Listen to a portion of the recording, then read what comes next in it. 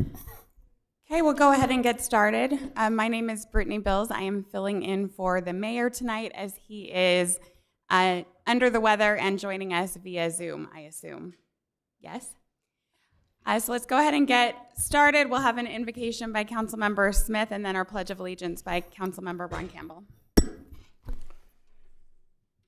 Our kind Father in heaven, we're thankful today to meet as members of the City Council and the staff of Highland City and Public Safety. We are thankful for the opportunity we have of serving in this community.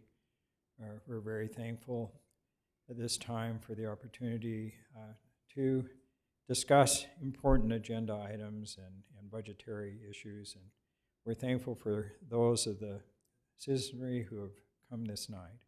We ask you to bless us that we may have thy spirit, that we may be civil and debate, and that we may make good decisions. And these things we pray for in the name of Jesus Christ. Amen. Please join me in the pledge. I pledge allegiance to the flag of the United States of America and to the republic for which it stands, one nation under God, indivisible, with liberty and justice for all. All right, we're going to start out with unscheduled public appearances. So if you have anything you would like to comment about tonight, now is your opportunity. We are having a public hearing with our budget adjustments and our Lone Peak safety allocation. So if you want to comment on either of those things, you can go ahead and wait until those items. But if you would like to comment about anything else related to the agenda, then now would be the time to do that.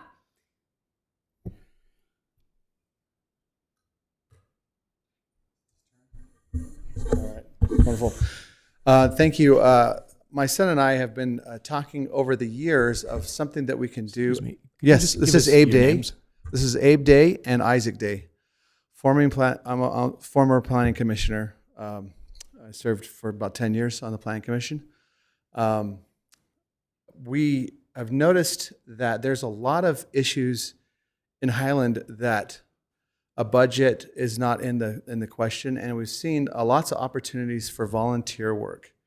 And so I've talked to Kim about this in the past, and I've got my son interested. It's kind of like a perpetual eagle project, but for all the citizens. So what I would like to formally request is that we create a Highland Voluntary Action Committee that we would love to volunteer for, and then the role would be to find out what things in Highland need to be done in parks. There's areas that are big fire hazards in like ditches and stuff that if we got this local wards or stakes involved and work with their people and finding the specific areas where the Highland can coordinate with like trash and garbage disposal things, that we can just plan and then just come and volunteer, have hundreds of people just help clean up an area, and then also have a place where we can specifically donate for the maintenance and things just on a totally volunteer basis. And so I guess the acronym would be called HVAC but it could be for any, hopefully this can be an example for other cities that can start this. Because it's so fun when we get together and we volunteer, we actually do something for our city.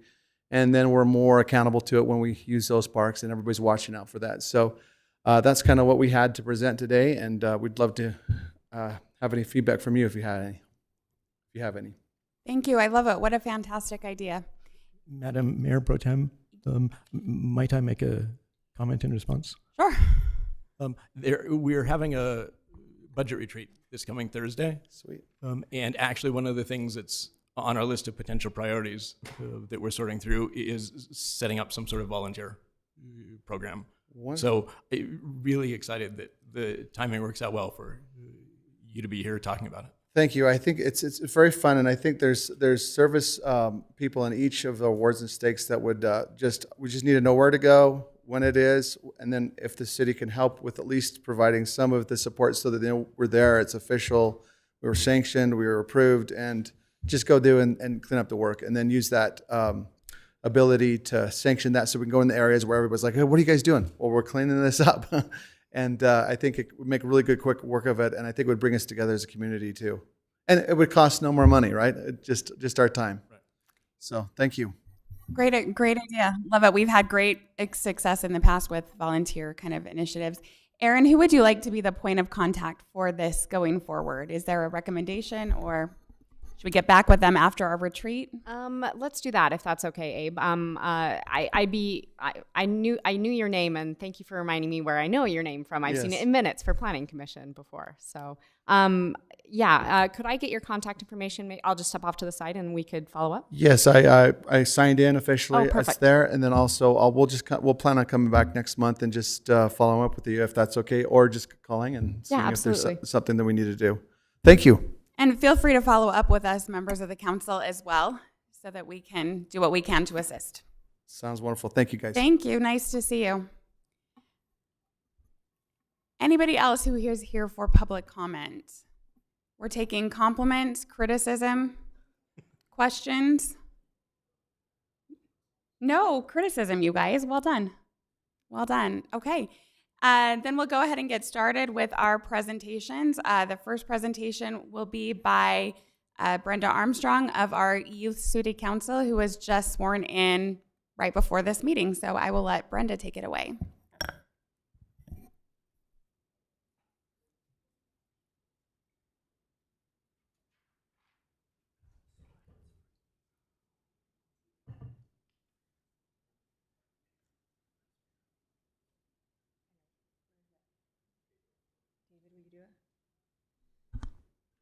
Good evening.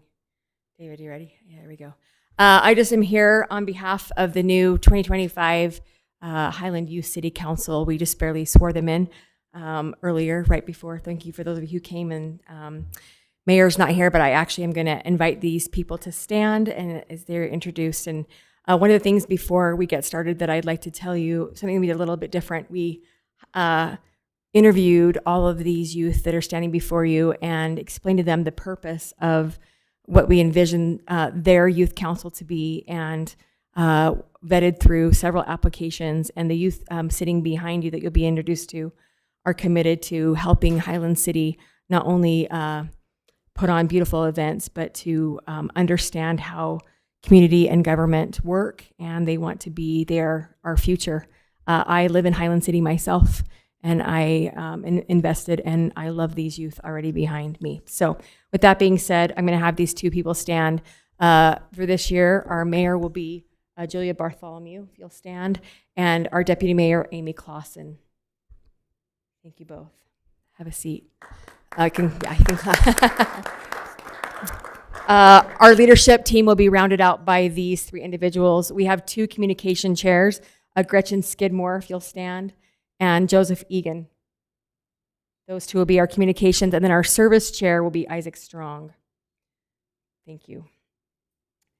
One of the things that we felt maybe has lacked in the past is the ability for our youth to kind of spearhead and lead a service project within the city.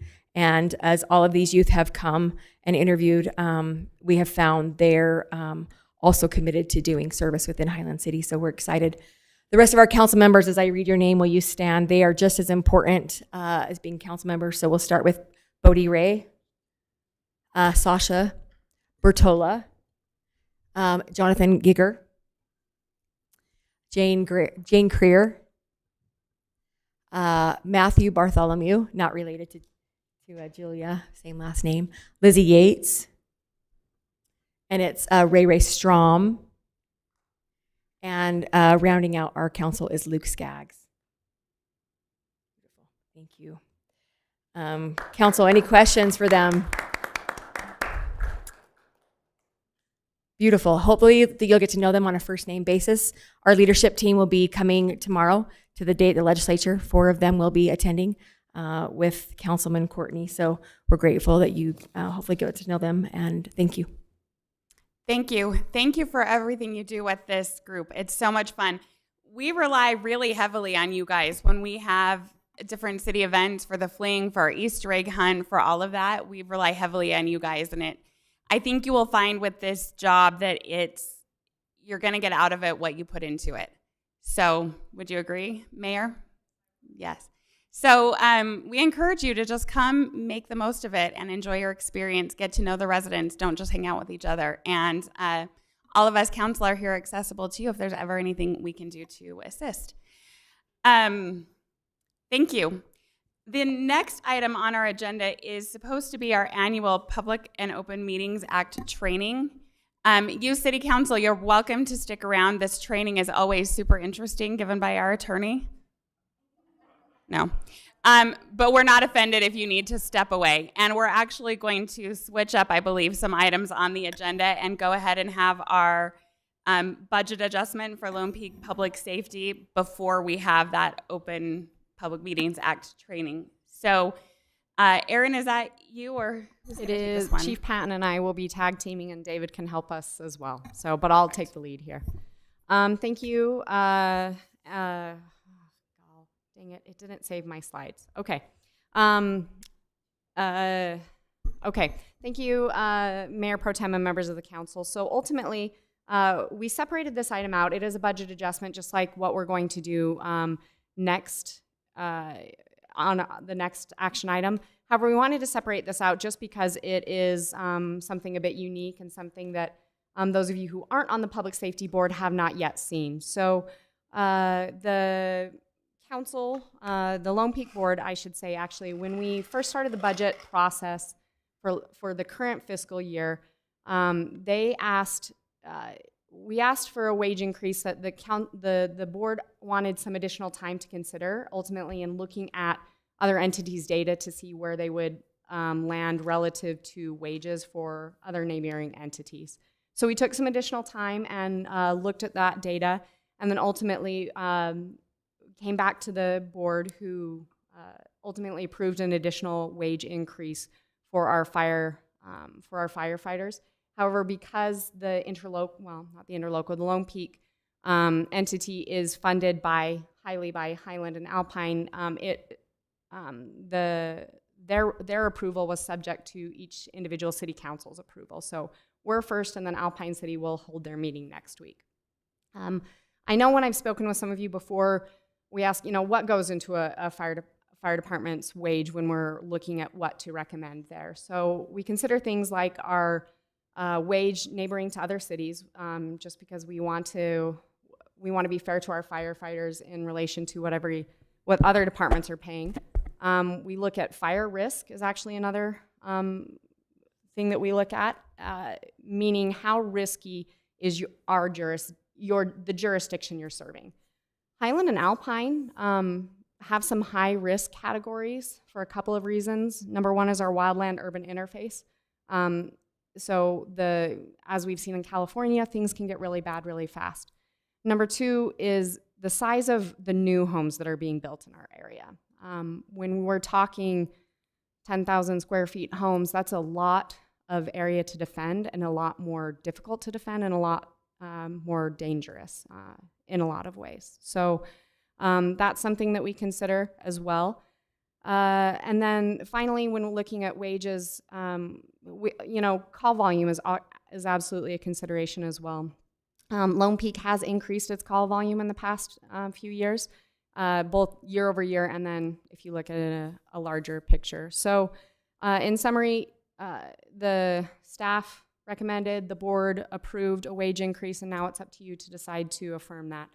What it would mean for Highland would be a $66,000 increase for the remainder of this fiscal year. So that's for a mid-year going back to January 1st for the fire department.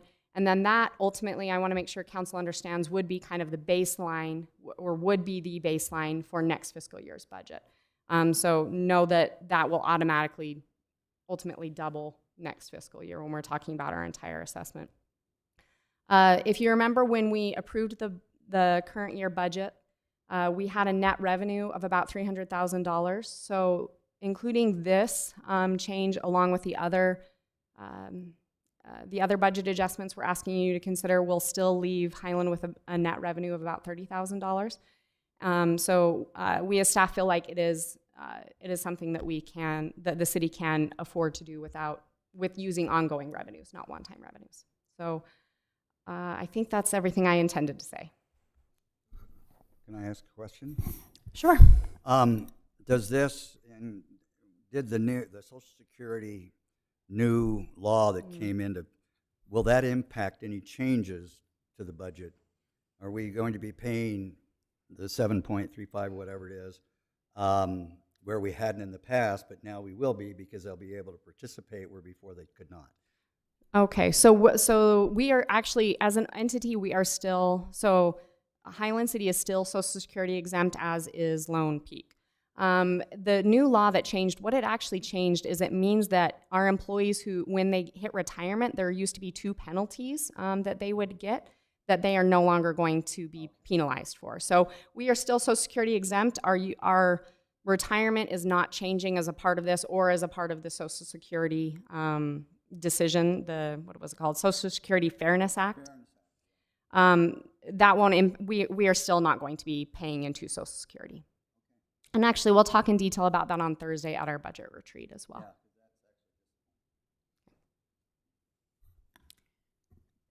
Does anybody else have questions, or do we want to hear from Chief Patton? What would you like? I'd like to hear from Chief Patton before I have some questions. Perfect, Chief. Really, in considering this, what we're trying to do is just stay competitive in the market. The market has risen over the past few years. One of the things that we encounter with the public safety, the way we do our budget, is we're super early. So when we're trying to project what wages are going to do on July 1st in February, most of the entities around us aren't even contemplating that yet. So one of the things, going through the budget last year, and one of the things that is helpful doing a mid-year, not that we want to do mid-years, but one of the things that's helpful is we can actually get real numbers, solidified numbers. We're not trying to project what people are doing. We actually have actual numbers. So that's how we came, to this point, looking at how far behind we are and wanting to keep up with our staffing, our experience level, our service level. That's why we're proposing this. Okay. Councilmember Smith, did you have questions? I'd just like to make some comments. As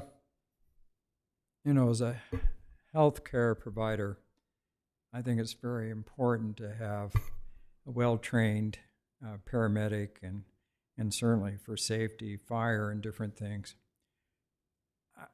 I would just like to propose that at some point as a council that we meet together and maybe discuss how we're funding public safety.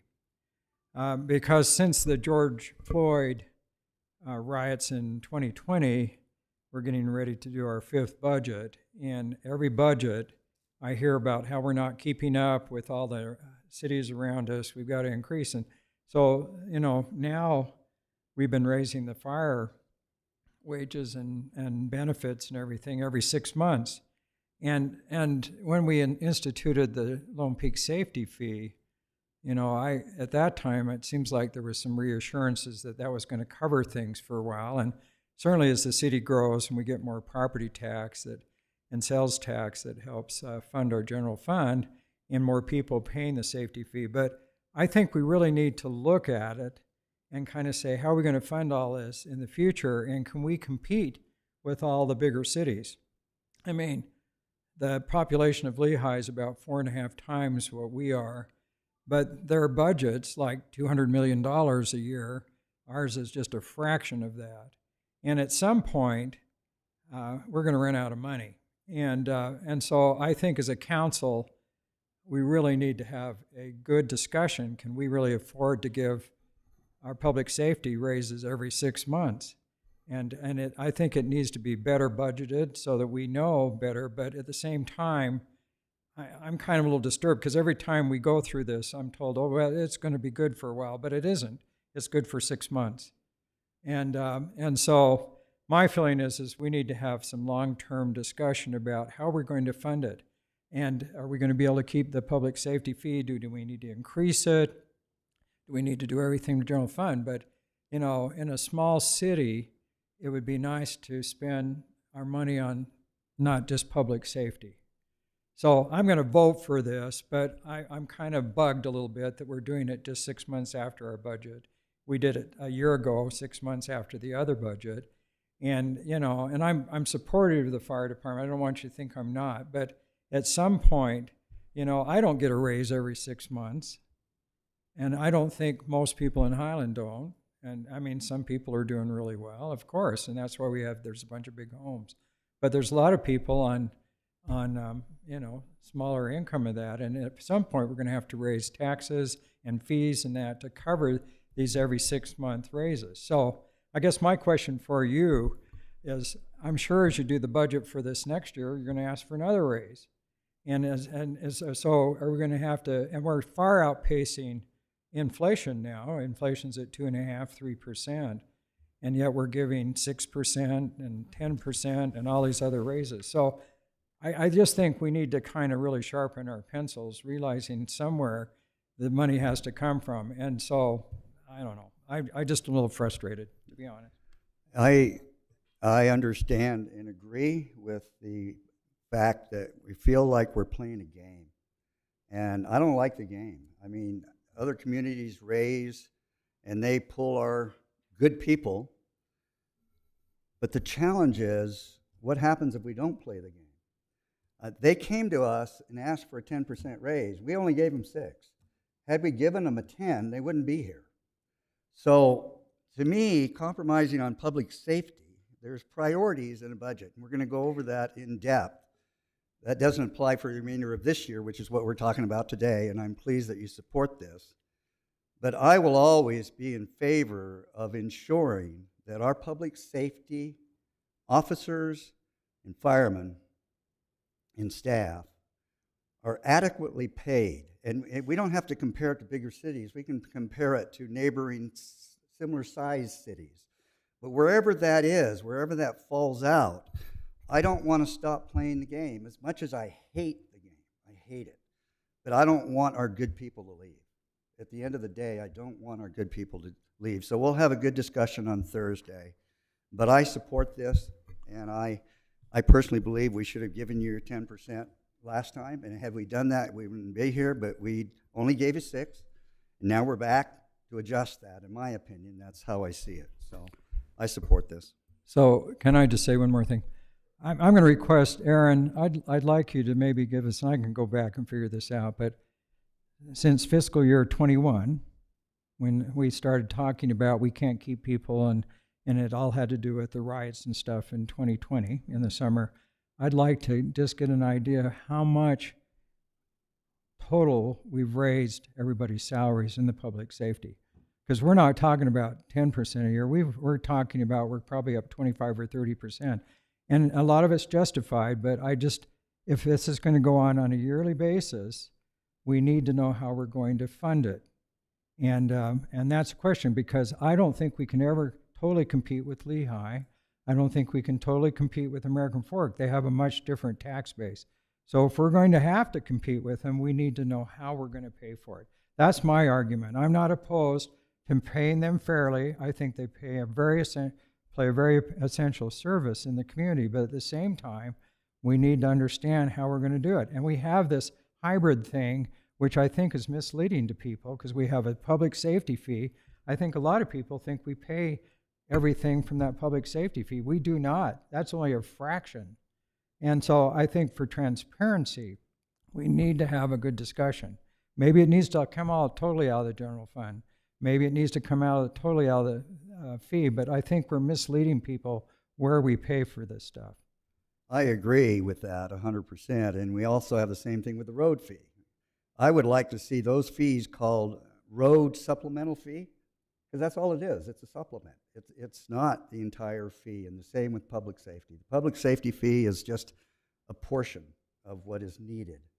So I do think it's misleading, and I think we need to look at that terminology. Absolutely. I think it's you bring up a good point, Councilmember Smith, and something I'll add to the agenda for the budget retreat. One thing that we as staff monitor is what % of our sales and property tax are going to public safety, and it's a substantial portion. And I'm not saying that it's not justified, but it's something we monitor because we don't ever want to go over the tipping point where we're not funding other things, certainly. Secondly, I just wanted to say, and I hope council understands this, I ultimately support this because I don't think that it is, what they're asking for is not extravagant to get to in the range of the market currently. It's not to put them highly above average or anything like that. And but I'd be happy to pull that other data for you, Councilmember Smith. Yeah, I'd like to see the data. Yeah. And from an independent source, basically, because I think we see data that people want us to see. You know, I'm not trying to be ugly, but at the same time, I'd like to see real data. Okay. And I just appreciate it because I just think, as members of City Council, we are stewards of the people's tax money, and if we're going to have to raise property taxes to cover public safety, if we're going to have to raise the fee, we just need to talk about how we're going to fund this, because every 6 months we're getting requests for another raise, and you know, I think that's hard. And we're super hopeful. We're very grateful for the board's support this last go around, and we're hopeful that we don't feel like we're going to have to kind of keep up at this point, right? Because we've gotten to a point where we're pretty close to where, you know, to what I think it should be an appropriate goal for us, if that makes sense. So yes, I mean, we're going to ask to keep up, but we don't think the gap is going to be what it has been historically. But know that we're also tired of this conversation and support you in that. I have two comments. The first one is that, okay, for 2 years now, we have done a substantial mid-year budget adjustment for public safety wages. And if 12 months from now we're back asking for the same thing, I will be voting no. And the reason for that is because we have history now that should be included in the budget. That shouldn't be a surprise thing that happens 6 months down the road. We may be off a little bit. We may need to do a minor budget adjustment to cover it. But if we're not including at least $50,000 for a mid-year adjustment in our budget, then I don't believe we're budgeting responsibly going forward. And that's not something that I will support. Second of all, we're talking about salaries here. But there's another aspect of the fire department that particularly worries me that came out in that data that you sent, Aaron, and that is our staffing levels. If you look here, these are the staffing levels per station of Highland and comparable cities. The blue line is Highland. Everybody else is substantially above us. And I am concerned that, one, we are below the required staffing levels from OSHA. Two, I am concerned that this risks our firefighters. Three, I am concerned that this creates liability for the district and the cities. And finally, I am concerned that it harms response times. So, Chief, could you explain, talk a little bit about why it is that we're sitting at this point where we're substantially below staffing levels, and if there's something that we have planned to address that? And if I'm correct about my concerns. But I'd like to know also, not just staffing levels, but I mean, you can do staffing per station and do that comparison across cities, but then also calls per station per day and do a comparison of how we have our staffing and calls per day versus other cities. We can, I mean, yeah, we could reach out just like we did with staffing and pull calls. Really, one of the things we face with calls is it doesn't matter whether we're running 10 or 1, it requires X amount of people, X amount of manpower.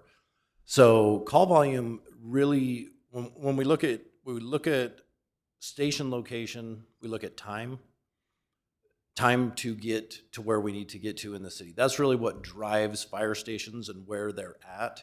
And then we also look at if a fire station becomes too busy, they're overwhelmed, then a city would add another fire station, like Lehigh just did with their 4th station. Their they're taking calls from 3 other stations to try to bring that down to a reasonable, to cover their calls, essentially. Are we within 8 minutes of each home in Highland and Alpine? We're pretty close. If you're in a pickup truck, yes. Engines trying to get up on the north and the east side, Yeah. they're a little bit slower. But there is a standard, right, of 8 minutes? Yes. Yeah. We're very centrally located in both cities.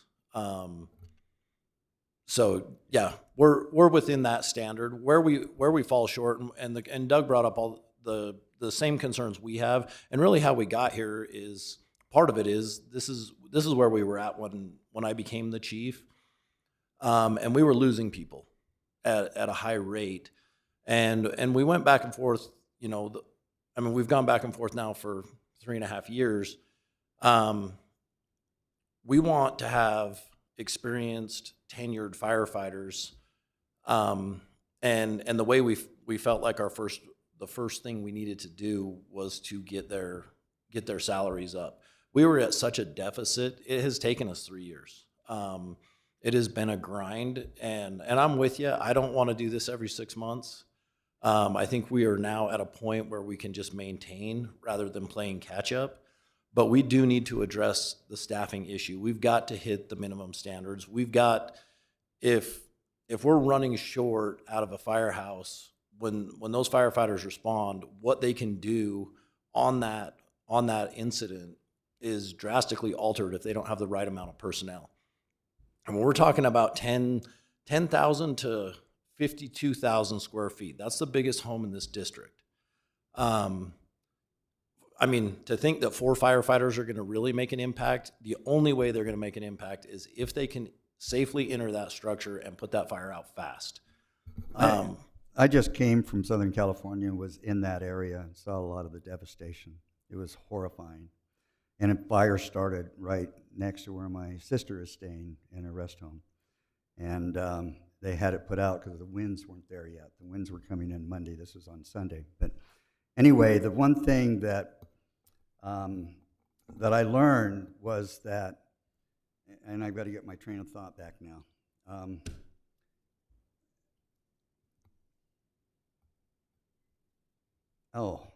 I'll come back to it. I apologize. I lost my train of thought, and it's just totally gone. So I'll come back to it. One of the things that, talking about our initial response to a fire, even a home, a structure fire or a wildland urban interface fire, we've got to be fast and we've got to have the appropriate amount of people to essentially, if we don't catch these incidents when they're small, then they're gonna get huge potentially. I remember what it was. The one thing I learned just from the radio and the discussions with fire chief and the mayor was talking and a lot of back and forth, that the larger homes in Pacific Palisades were huge homes, over 10,000 square feet, and they had sprinkler systems. But the flaw was nothing required sprinkler systems in the attics. And without it being in the attics, the sprinkler system for the rest of the home was moot. And they learned that in Southern California. And I don't know what the technology, what information's out there right now, but maybe something will come out of that disaster that happened there that have us rethinking how we do sprinkler systems, because we now require 10,000 square feet to have a sprinkler system, but are we adequate in what we're requiring? Should we require attics to have sprinkler systems, for example? One of the challenges I think we'd have here in Utah is them freezing. So we'd have to go to Yes. an antifreeze system or a dry system. Really, why we put sprinklers in homes, there's one of two reasons. We do it if it's over 10,000 square feet. Why that dictates sprinklers is because of travel path. There's an assumption. It's really not to suppress the fire. It's to make sure that the occupants can get out of the fire.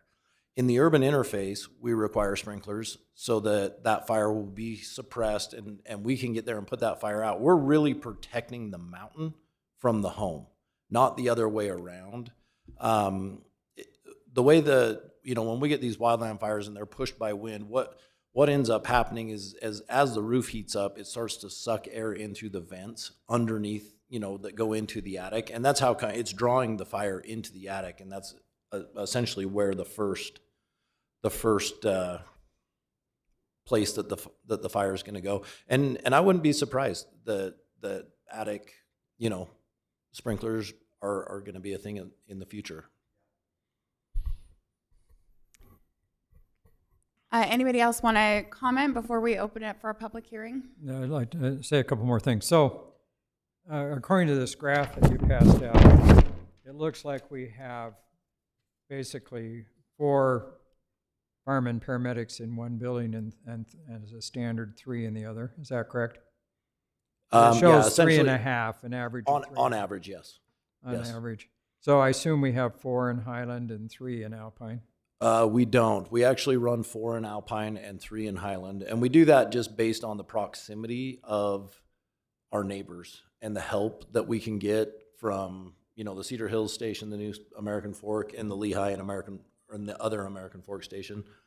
Alpine is they're kind of 10 minutes from everywhere. That's true. I guess we need to look into that a little bit too. Since Highland pays 2/3 of the cost, it would seem like we should have 4 down here in this station.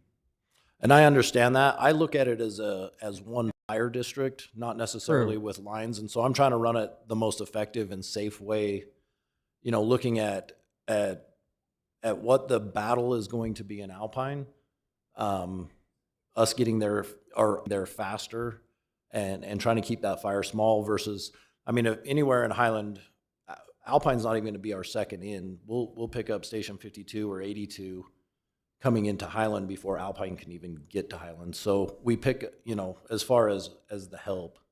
But it's definitely, I totally understand it, and we really need to be running at an average of 4 per station as a minimum. That's essentially what industry standard and OSHA law. But I bet your calls are much greater for your health issues than it is for fires. Yes, yeah, about 80-20. And so it seems like we're understaffed for Highland, whereas our population's twice of Alpines. And yes, we're all the same district, but where we're paying 2/3 of the cost, have 2/3 of the the census, it seems to me like we need to have 4 in Highland. And I understand your reasoning why we don't, but at the same time, that's a little worrisome because I'm sure you have more medical calls out of Highland than you do out of Alpine just because of population. It's about 65-35. Yeah, right. So, I don't know. I just think these are some ongoing things and how the vote goes on in the Lone Peak Safety Board and population costs. And I think we just need to look at all of that because we want to be good neighbors with Alpine. I like Alpine. I'm glad we're in the same district, but I think we need to be sure that the citizens of Highland are getting their fair due since we pay 2/3 of the cost. Yeah, I agree, especially considering the disproportionate costs that we spend on public safety. I think we need to make sure we're doing it the right way. Just for a clarification, the reason that this was brought back for a mid-year adjustment was not because of the way the budgeting that public safety did their budgeting during the last budget season. It was because the public safety district did not approve the increase that they asked for. So this is what they had asked for all along, and are just bringing it back now because it was not approved then, and they feel like it's necessary now. So that's kind of where that came from. I agree with Councilmember Smith that we need to be looking at this more holistically because of a public safety fee that does not cover the cost of public safety makes it seem a little more simple than it is, and not realizing then that when we have to increase our cost for public safety, it's taking away from other departments as well. So I'm all in favor of making sure we're funding that the best way possible. And this increase also, Kim, am I remembering right that this is not to get our public safety to like the highest wage around? This is getting them just below midpoint. Yeah, just below mid. And midpoint is median for the max salary in any category, if I remember correctly. And this puts us at like 47.5%. Yeah. Is that right, Chief? Yeah. Yes. So the ask is not to make them among the highest paid.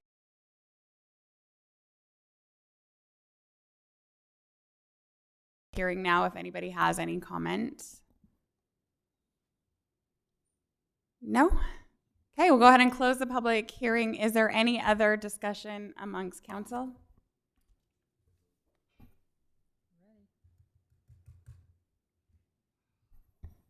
No, if there's no further conversation, we can go ahead and take a motion if there is one.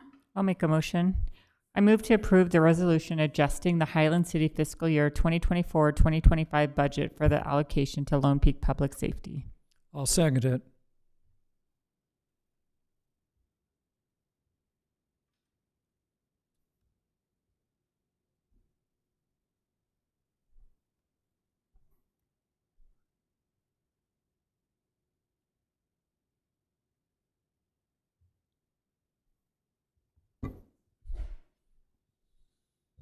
Okay. And that's 5-0, so that motion passes. Chief, I think that there's some information that we would like when we come back to talk about budget again in the spring about the call volume and the staffing and those kinds of things. Would be awesome. No problem. Are you out of here? I'm out of here. You're out of Gotta here? Drive to St. George. Drive safely. Thank you. Thank you for coming. Did you want to stick around for the open public meetings training? I really do want to, but it's You gonna can be late zoom by in the on time your I get way. there. Yeah, I'll zoom in. You zoom in on your way. I bet it works. Drive safely, Chief. Thank you. Thanks, Chief. Okay. Then I think we can go back to the agenda item for the public meetings training. Is that you, Rob? It is. I've been waiting for this all day. I'm super excited about it. I'm sure you are. I do not have any slides, but I did have a handout that I handed out earlier. It's on your in front of your chair there. It's the cheat sheet that I hand out every year that I keep updating every time they make changes to the Open Public Meetings Act law. Well, good. They did make some changes last year. I am still unsure whether those changes mean anything. And I'm not trying to be flippant. They changed a lot of definitions, but I think the end result is the law is the exact same. Open public meetings, you're required to have an annual training, so thank you for participating. The policy and principle behind this act is that public bodies are required to, these are the quotes from the purpose statement of the act, take their actions openly and conduct their deliberations openly. So it's both the act, the decision you make, and the process by which you get to that decision. So the new change, you see, what is a meeting is the thing that got updated there. They changed it. It used to be, they excluded chance and social gatherings from it, and they said is when you met as a quorum and you had been convened, and they had a definition of that, and they've kind of scrapped a lot of that. I don't fully understand the state legislature's thought process on this, but the new definition of a meeting is when a gathering of a quorum, so at least 3 voting members of the council, in person electronically, that is convened by a person with authority to convene the body per procedures and law. So for the council, that would be the mayor. The mayor can convene the council. You also can have limited exceptions where you could have council members convene it, or the mayor pro tem in the absence of the council. But generally, it is the mayor who calls the meeting. And if the mayor doesn't convene the meeting and no one else does, then it's not technically a meeting. So the other thing you have to have with a meeting is it's for one of 3 things, or all of these 3 things: to receive public comment on a relevant matter, to deliberate over a public matter, or to act on a relevant matter. And relevant matter is just something you have jurisdiction over. So, as an example, if you were to debate federal policy, you don't have jurisdiction over that. That's not a relevant matter for the council to make a decision on. If Councilmember Bills wanted to issue an executive order regarding the federal constitution, that's not a relevant matter because unfortunately that's not within her jurisdiction to do so. So they removed the phrase that said chance and social gatherings don't count, but I think the end result is still the same. If you're not being convened officially according to our procedures and the laws, you're not in a meeting. They then added this new thing that says, now despite all of that, don't act outside of a meeting to predetermine an action. And they use the words, don't act in a concerted and deliberate way. Then they still have the exception, though, for electronic messages and the like. They still say, despite everything else we've said, you still can send emails and other electronic messages to other members of the public bodies outside of the meeting time. So I think the end result is still the same. If you're going to discuss and debate the public's business, do it in a meeting. That doesn't stop the council from saying, hey, this is a topic I've heard from a resident. How would council, is this something we should discuss? Should we raise this to the attention? Someone says, yeah, let's put that on as a discussion item. Someone else says, I think that's a good idea. You're not predetermining an action. You're bringing it, especially for staff, to put it on the agenda so you can have the formal discussion. And this council is always excellent in making sure your decisions are debated and discussed in the public. You do an excellent job of that. So kudos to all of you for that. One question about that section, Rob. Yes. Have they made any, well, I made two related questions. Have they made any changes to the definition of a public body? And with regard to the school district, do you know if the redistricting committee falls within that definition of a public body? That is a very good question. Let me grab. So the definition of public body excludes a number of things, but it political parties, a school community council or charter trust land council, certain management legislative subcommittees, but it's pretty broadly defined as any administrative, advisory, executive, or legislative body of the state or its political subdivisions. And political subdivisions includes cities, counties, school districts, interlocal entities, Timberlake Special Service District, any of those count. So any advisory committee, in that regard it could, but it does say it has to be created, consists of 2 or more individuals, expends, disperses, or supported by in whole or part by tax revenue, and is vested with authority to make decisions regarding the public's business. I haven't seen a case that defines how you can have an advisory committee but also not have any authority to make decisions. I don't know the answer to that, to be honest. I would lean towards probably saying no, since they can't make a decision, they're not using tax dollars in any way. But I can see an argument either way. I spoke with the chair of that committee last night for a couple hours, and it is my understanding that they do not plan on considering themselves as a public body that is open, that has open meetings and accepts public comment, or that is going to Zoom their meetings or allow for participation that way. So, and kind of following up on that, that is kind of how I would lean as well. But the county commission, who actually has to make the final decision on the districting, needs to hold that discussion and decision as in a public meeting. Not necessarily to take public comment on it. They don't have to, but... Why is that different than the planning commission, who serves as a recommending body? Partly because they're specifically defined as a body subject to the Open Public Meetings Act, but they also do have decision-making authority. There are some things that they are entrusted to make decisions on. So they're also very much supported by tax funds. They don't really make any decisions, but there is a squishy area where it's not clear when you become a public body and when you don't become a public body. One thing we want to discuss, we have several committees that Highland City has. Some of our committees have dozens of members.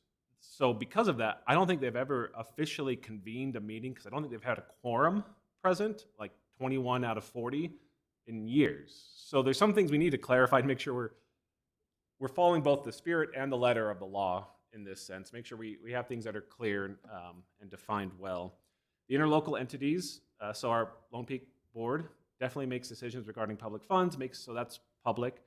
The interlocal entity that did the school district process, that was that board of mayors and city administrators, and I forget who was all on that, also a public body making decisions on that.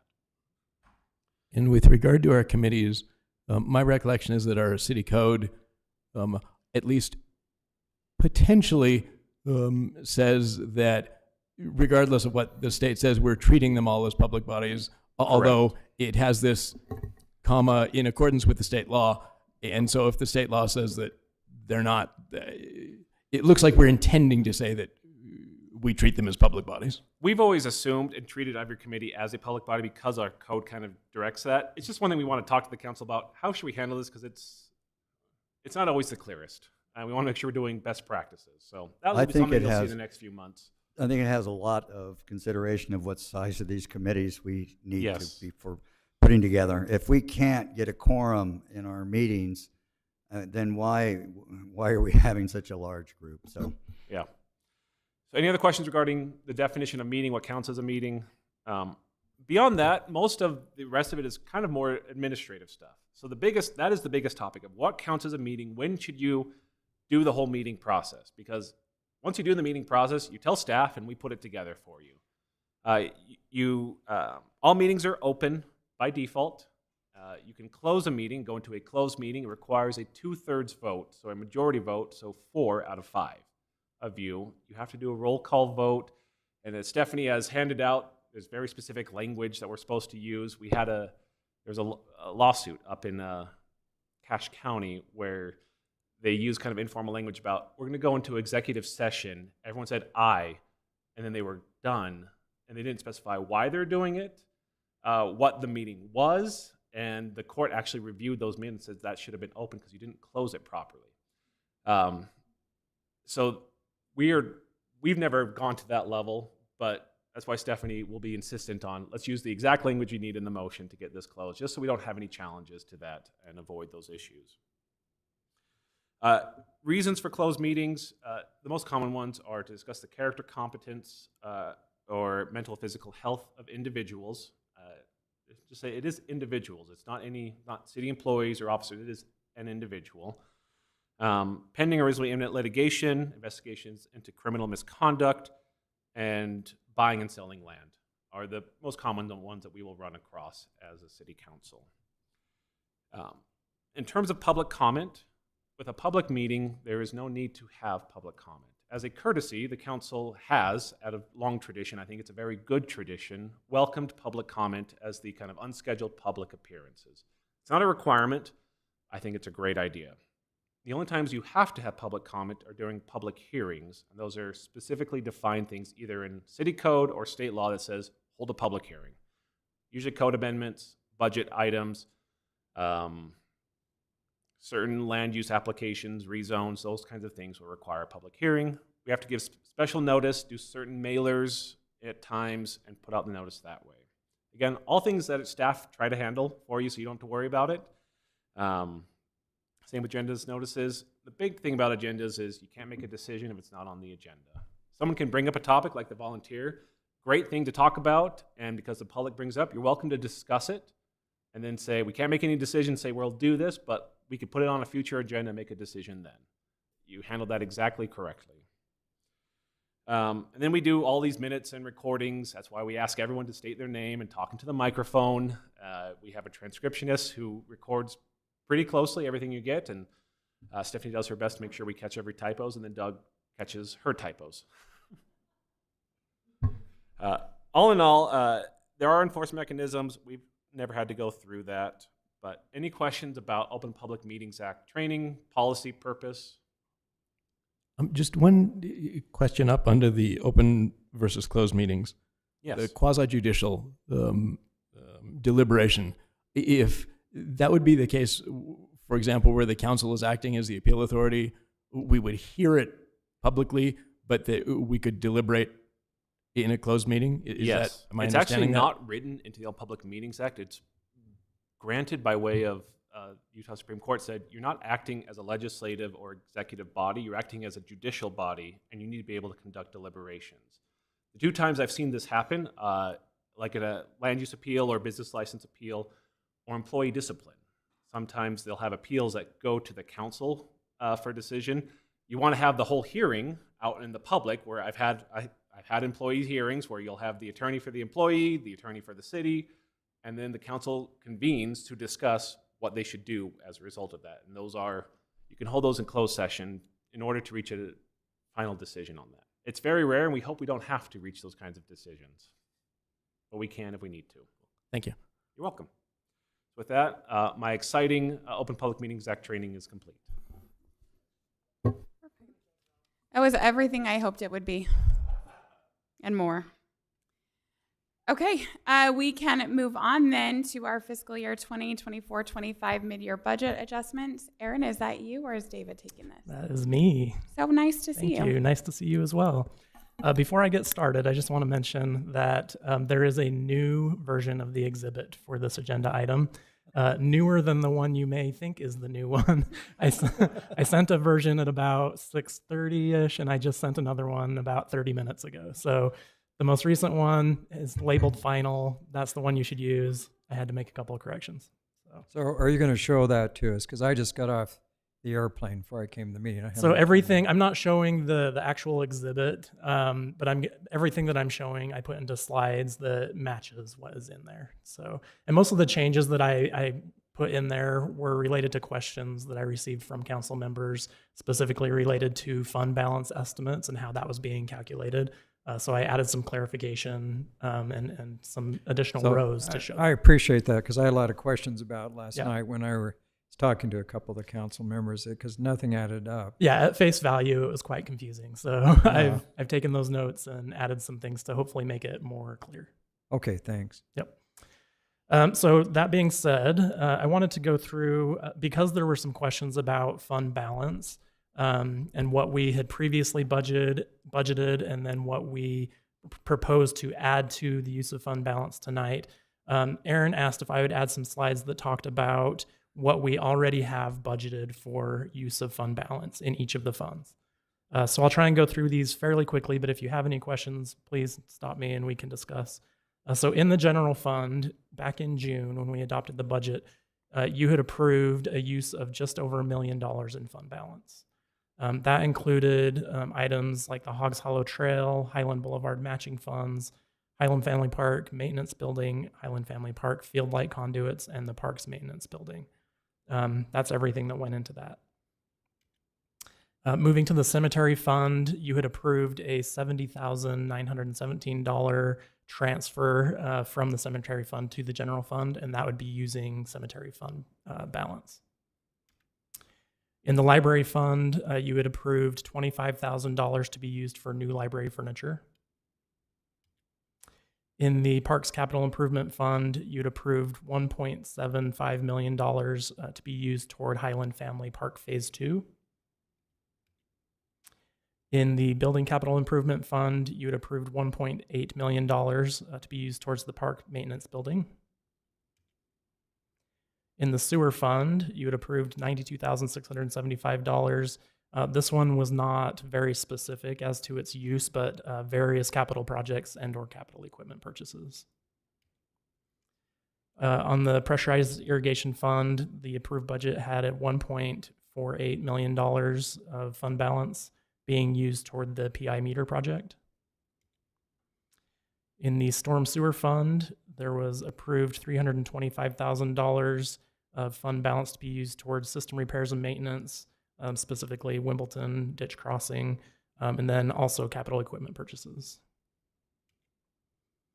So are there any questions before I get into the adjustments we're proposing tonight about what was approved in the budget in June?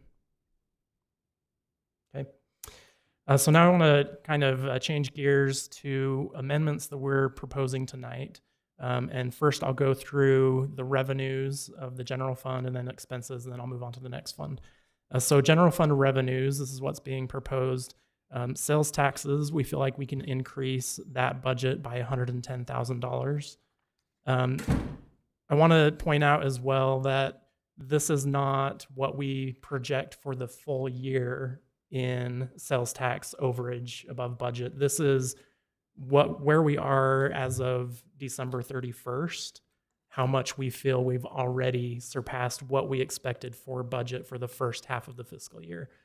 So there's still some room that if things take a dive and we don't see the increases that we have been seeing, we feel like we'll still be okay.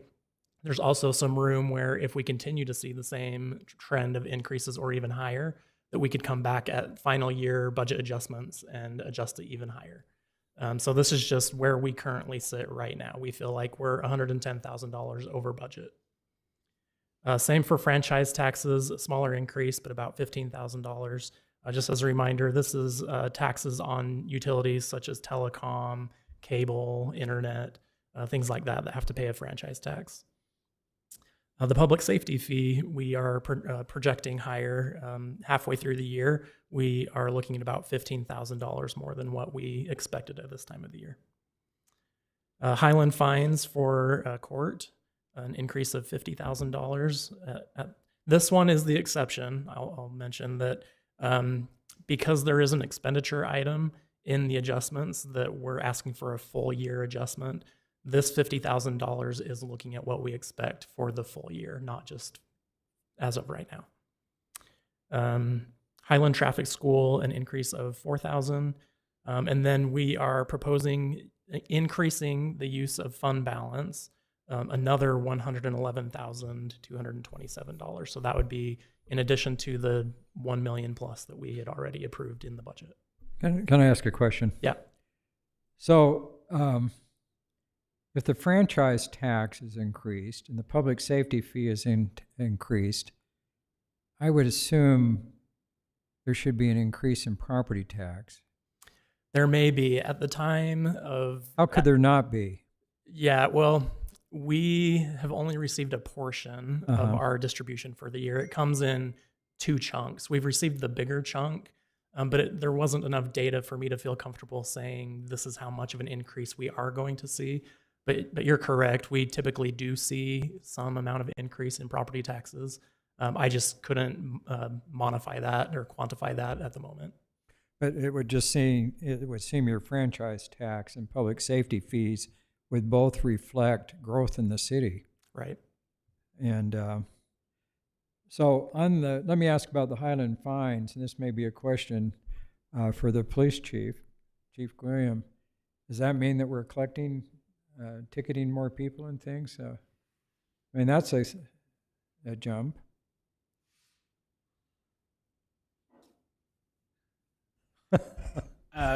We have increased our enforcement. Let's put it that way. Thank you. I appreciate that. I think that's the best thing we can do. It is. We have a special alert out for a Lincoln Town Car or a MK. I don't remember what you drive, Councilmember Smith, but yeah. Right. Oh, good. Okay. He's talking about me. Yeah, I'm talking about Councilman Smith. I tell you, I drive the speed limit in Highland. Oh, I know you do. That's why people pass me all the time. Only in Highland, though. That's true.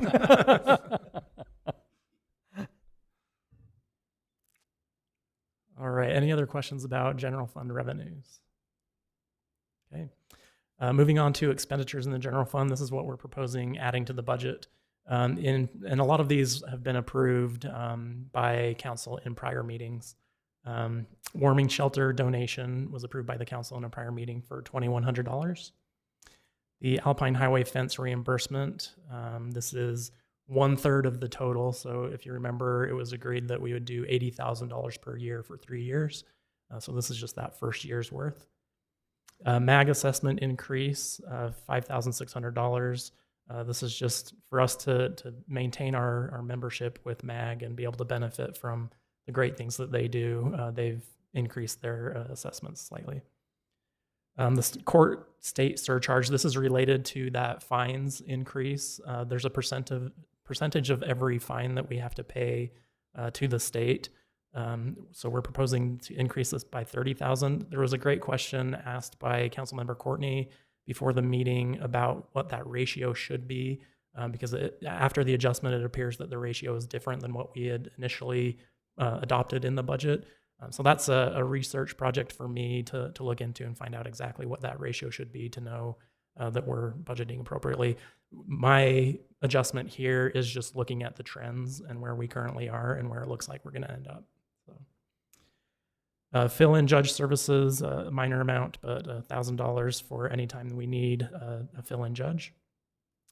Council chambers AV upgrade, this wonderful equipment, the screens that we can draw on and the things that we're loving, $12,000 for that. There's a deputy recorder position that was already part of the city's operations, but we had failed to get included into the adopted budget. So this is correcting that omission, and the general fund is paying 30% of that deputy recorder position. And then a similar thing with the recorder transcriptionist. This had been budgeted in prior years. There was some confusion during the preparation of the budget last year about what this was for, and it was taken out. And then later we figured out that we did need it. So this is just bringing that back in. Police flock cameras is an item that the council has discussed previously, $18,000 for this first year. Liquor tax contribution to Lone Peak. So this is another question that Councilmember Courtney asked, when this was approved, how long it's been happening. I don't have the specific answers to that. I don't know if, Aaron, you've been able to look into any of that, but it's something that we've been doing for a while. It's not anything really new. Basically, the liquor taxes have very specific requirements of how they can be spent. There is a state committee that oversees all of that, and there's plans that have to be submitted that say how you're going to use the funds, and then there's a report after the fact that tell them how you did use the funds, and you have to account for how much wasn't used that's rolled over to the next year. There's a whole process. One of the things that is required is that these funds be used for either law enforcement, prevention, or education related to alcohol. Since the city itself does not have an enforcement department, that is the Lone Peak Public Safety District, and because we have not implemented any education or prevention programs of our own, we felt it made most sense to contribute these funds to the Public Safety District for them to use for those purposes. Then they're the ones that are tracking and accounting for all of those monies and submitting those reports and those plans. We're simply contributing what we get from the state. Do we get these liquor tax funds from our local, or does this come from the state? I mean, how It comes from the state. Yeah, 44,000? it's not as simple as just local beer sales or liquor sales.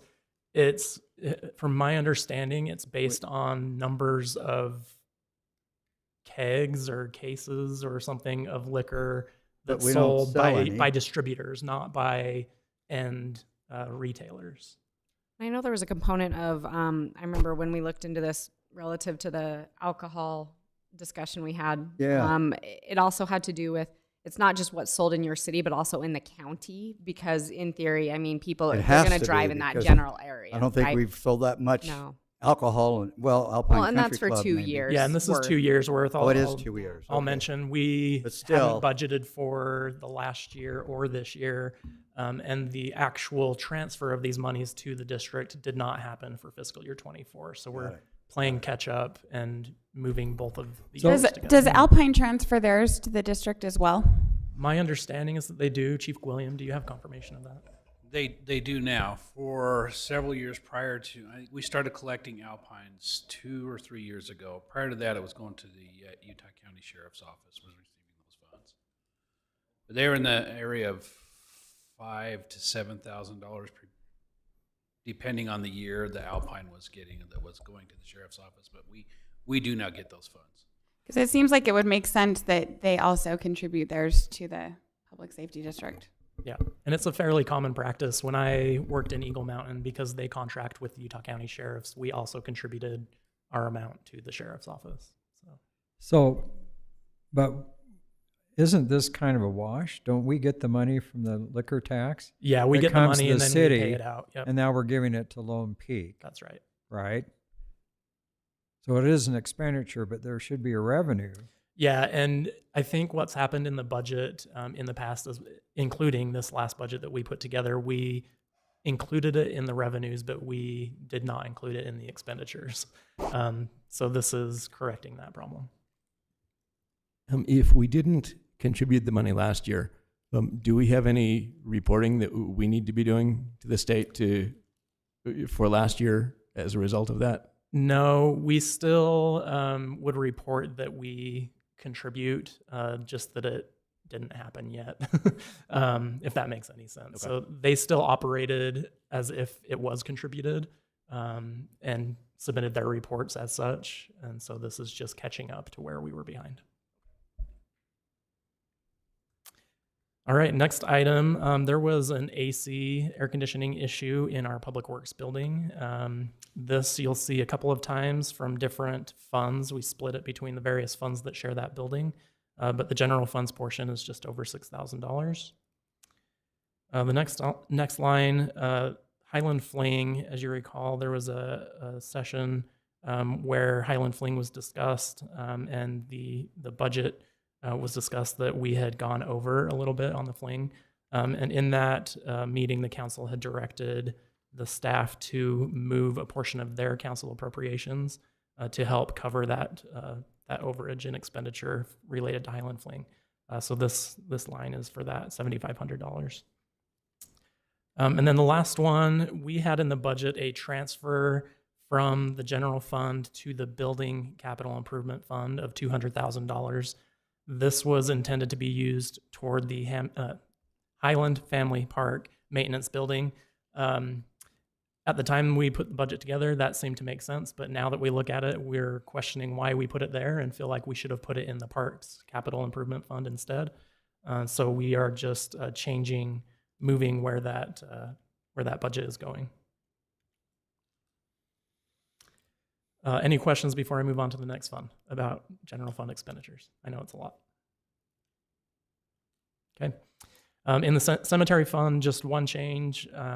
The cemetery maintenance building, I believe this is specifically for insulation in the building, requesting an increase of $14,000 for that. Library fund has some revenue adjustments due to the proposed joining of the library consortium with other surrounding cities. Doing so would eliminate fees and fines on books, and so that budget would decrease by $2,000. We would also be increasing our non-resident card fee, which we feel would increase the revenues there by $1,000. We recognize that increasing the fee could lead to some people deciding not to purchase the card, but we feel like between any people that we lose purchasing a card, the amount of the fee increase is sufficient to cover that plus a little bit, which is why we're proposing adding $1,000 to the budget. Printing services, there was an increase in demand, and so this is just matching up the budget with what we have seen as far as printing. We've received a couple of gracious donations, and so we're adding budget for those. And then in order to balance the budget after the new amendments for the expenditures that I'll cover next, there's a proposed increase in the use of fund balance by just over $2,000. And here are those proposed expenditure adds for library: security cameras for $4,000, a storage unit for $3,600, printing services increase, which corresponds to that revenue increase of $1,000. And then the last item is actually a decrease in budget as we purchased the furniture for the library that was included in the original budget. The actual cost came in about $1,700 less than what was expected. So we proposed decreasing that budget to help offset some of the increases that we proposed. Moving on to the Building and Development Fund, the only item here is 70% of that deputy recorder position. So remember, we are budgeting 30% from the general fund. 70% would be coming from the Building and Development Fund. Parks Capital Improvement Fund, as far as revenues, we'd be transferring that $200,000 that we talked about for the Highland Family Park maintenance building, and then increasing the use of prior fund balance by $1,259,278 for the following expenditure items. These have all been discussed and approved by council in prior meetings. Highland Family Park Ninja Course, I'm not going to say all of the amounts here, but Highland Family Park Ninja Course, the park baseball bleacher shades, the park futsal fence, the park security cameras, the park lighting conduits, the park baseball maintenance building, and a 42-inch tall fence on 5600 West, a drinking fountain at the baseball field, and then the $200,000 for the maintenance building. So all of those are related to I keep saying that, Highland Family Park. It's hard to get used to that. And then the last item is the land purchase that was just down the road here on the corner. We're proposing that 50% of that be covered from the Parks Capital Improvement Fund, and the other 50% will show up a little bit later from the pressurized irrigation fund. If you could go back one slide for just a moment. Some of these items, the one that immediately, the two that come to mind are the futsal fence and the lighting conduits. I thought that those were part of the phase 2 that was approved, that was listed earlier as planned spending down from fund balance. Am I just misremembering that, and it didn't? I know the get into lighting, the original budget? the lighting conduits, it was proposed that it was budgeted that the general fund would transfer $100,000 to help pay for that. But I don't think that we included in the Parks Capital Improvement Fund budget number for the actual cost. Okay. Yep. Moving on to Roads Capital Improvement Fund, the only revenue change would be a use of prior year fund balance increase of $284,990. And that would be to cover the cost of the Highland Elementary Safe Routes to School that was discussed in a recent meeting. And then some snowplow equipment that was originally budgeted in fiscal year 24, but not spent until fiscal year 25. And then Building Capital Improvement Fund revenue, I've mentioned a couple of times this transfer from the general fund, so it would not be coming to this fund, so it'd be decreasing the revenues by $200,000 for that, and then proposing an increase to the use of prior year fund balance of $420,000, and that would be to cover the cost of the parks maintenance building. This is an amount that was budgeted in fiscal year 24, but not used. And is needed to complete that building. Moving on to utility funds, in the sewer fund, we're proposing a use of fund balance of $33,051 in order to help pay for that air conditioning replacement in the Public Works building and to pay for the Manor Drive sewer connection. In the pressurized irrigation fund, proposing to use $153,214 of fund balance to help pay for that air conditioning replacement and to pay for 50% of the land purchase that was discussed in the previous items. And then lastly, in the culinary water fund, we are proposing revenues from recycled materials of $3,400, a rebate that we received from our insurance provider Select Health of $4,000, and then use of prior year fund balance in the amount of $65,828 in order to cover these expenditure items, an HSA payment correction due to the transition between our medical provider. There was an employee that had an issue that needed to be corrected, and so we're proposing to use these funds for that purpose. 6400 West 10-inch water main is just over $62,000. Remember the recycled material revenue of $3,400 is being proposed to use toward a leaks trailer. And then the final chunk of the air conditioning replacement for Public Works is coming from culinary water. With that $4,000 that kind of from one over to the other, is there any, does that make the employee whole, or is there anything else? I believe so. Okay. It does for this year. For next fiscal year, that's something, or next, I guess, year for his budget, for our medical deductible, that's something that we told him he'll need to figure out. But for a one-time, we were able to help him. Then I put together a table. This is, again, at the recommendation of Councilmember Courtney, showing what happened within each of the funds based on what we just went through. So I won't go through all of it again because it should match up. exactly with the numbers from the earlier slides, but just wanted to show it in a table form to hopefully be easier digested, and you can see it all kind of together. But the columns correspond to which fund, the revenue increase or decrease, the expenditure increase, and then the increase to the use of fund balance in each of the various funds. So with that, I'm happy to answer any questions. Again, please reference the last sent version of the exhibit when you're reviewing. Happy to answer questions now or after the meeting or via email. And that last revision was sent at 6:30? It was sent at about 7:30 during the meeting. Oh, okay. Aaron, one question, and apologies for not asking this earlier, it just occurred to me. With that deputy recorder position, it's 10% recorder, 90% planning and community development and building.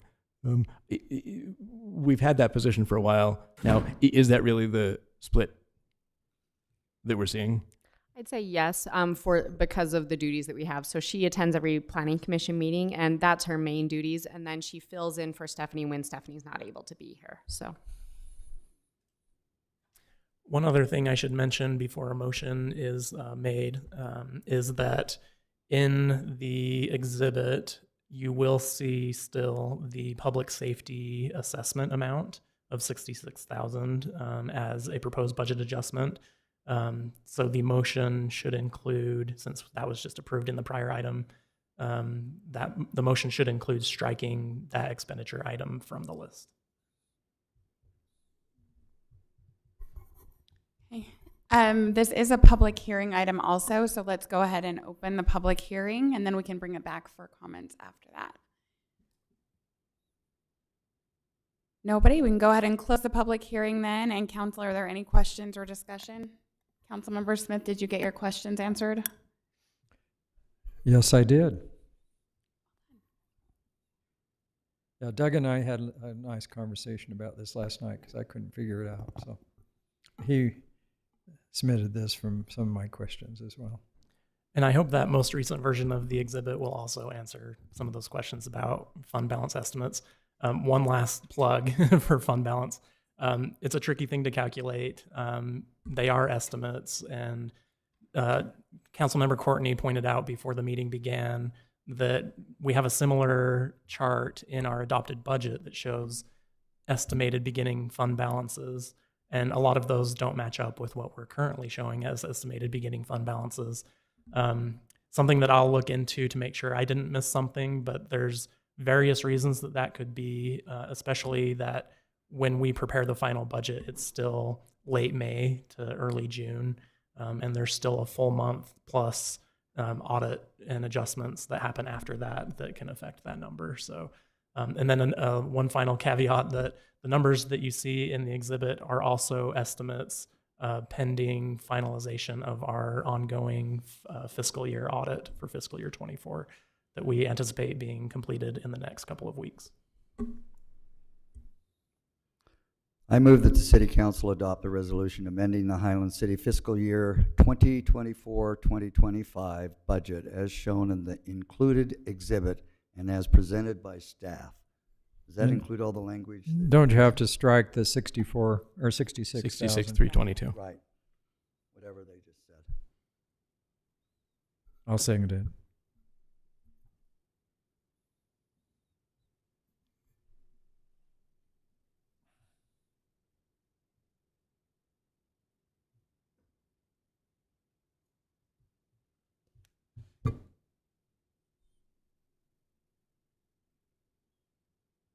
Okay, that one passes 5-0. Stephanie, is this next item you fine for late conflict of interest disclosure statements?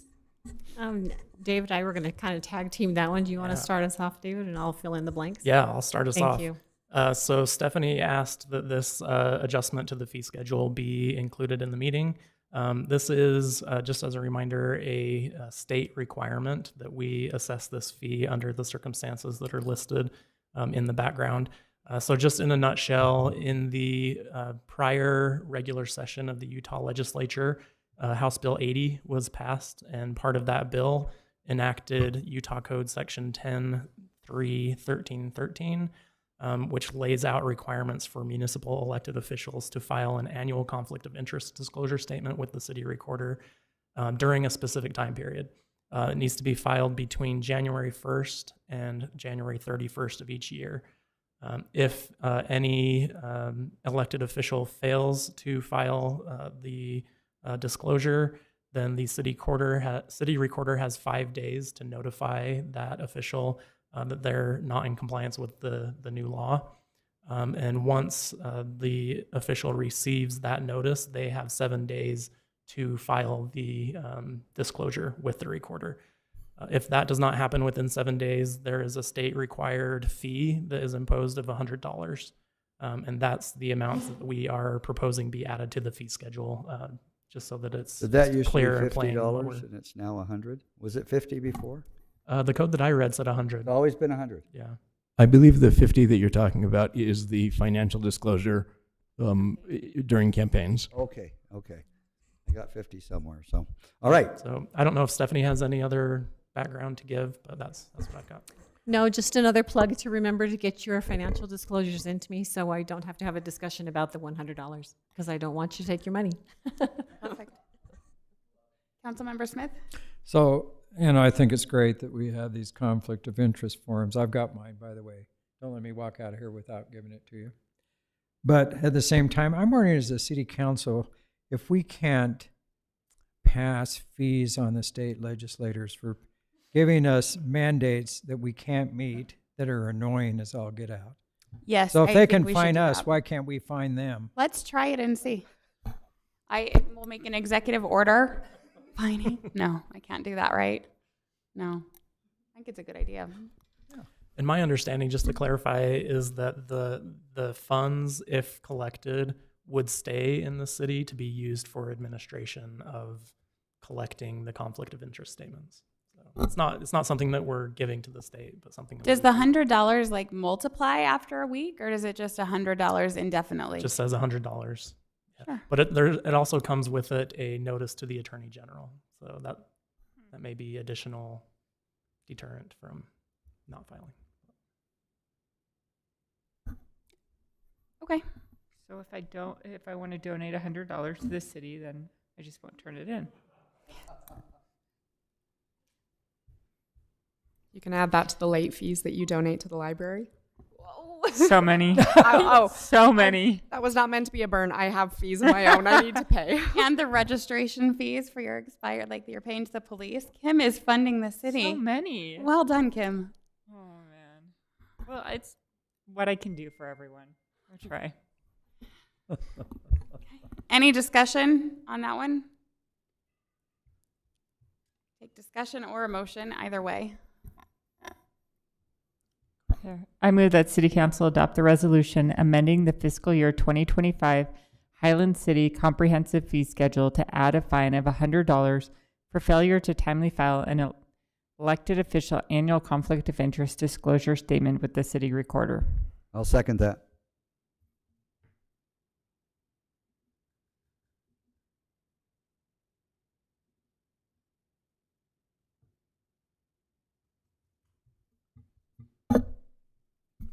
I'll have to do voice. My computer went to sleep and it won't wake up.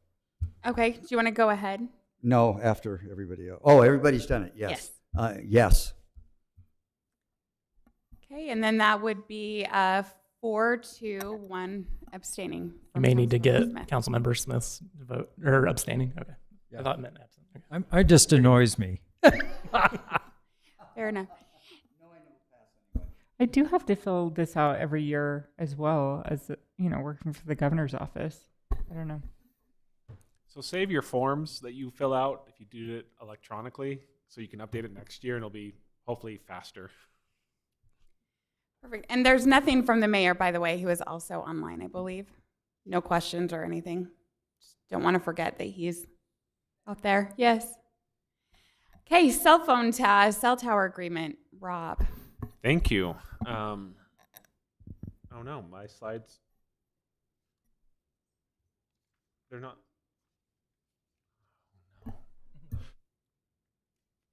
Cell tower. Just be very descriptive. Yeah, exactly.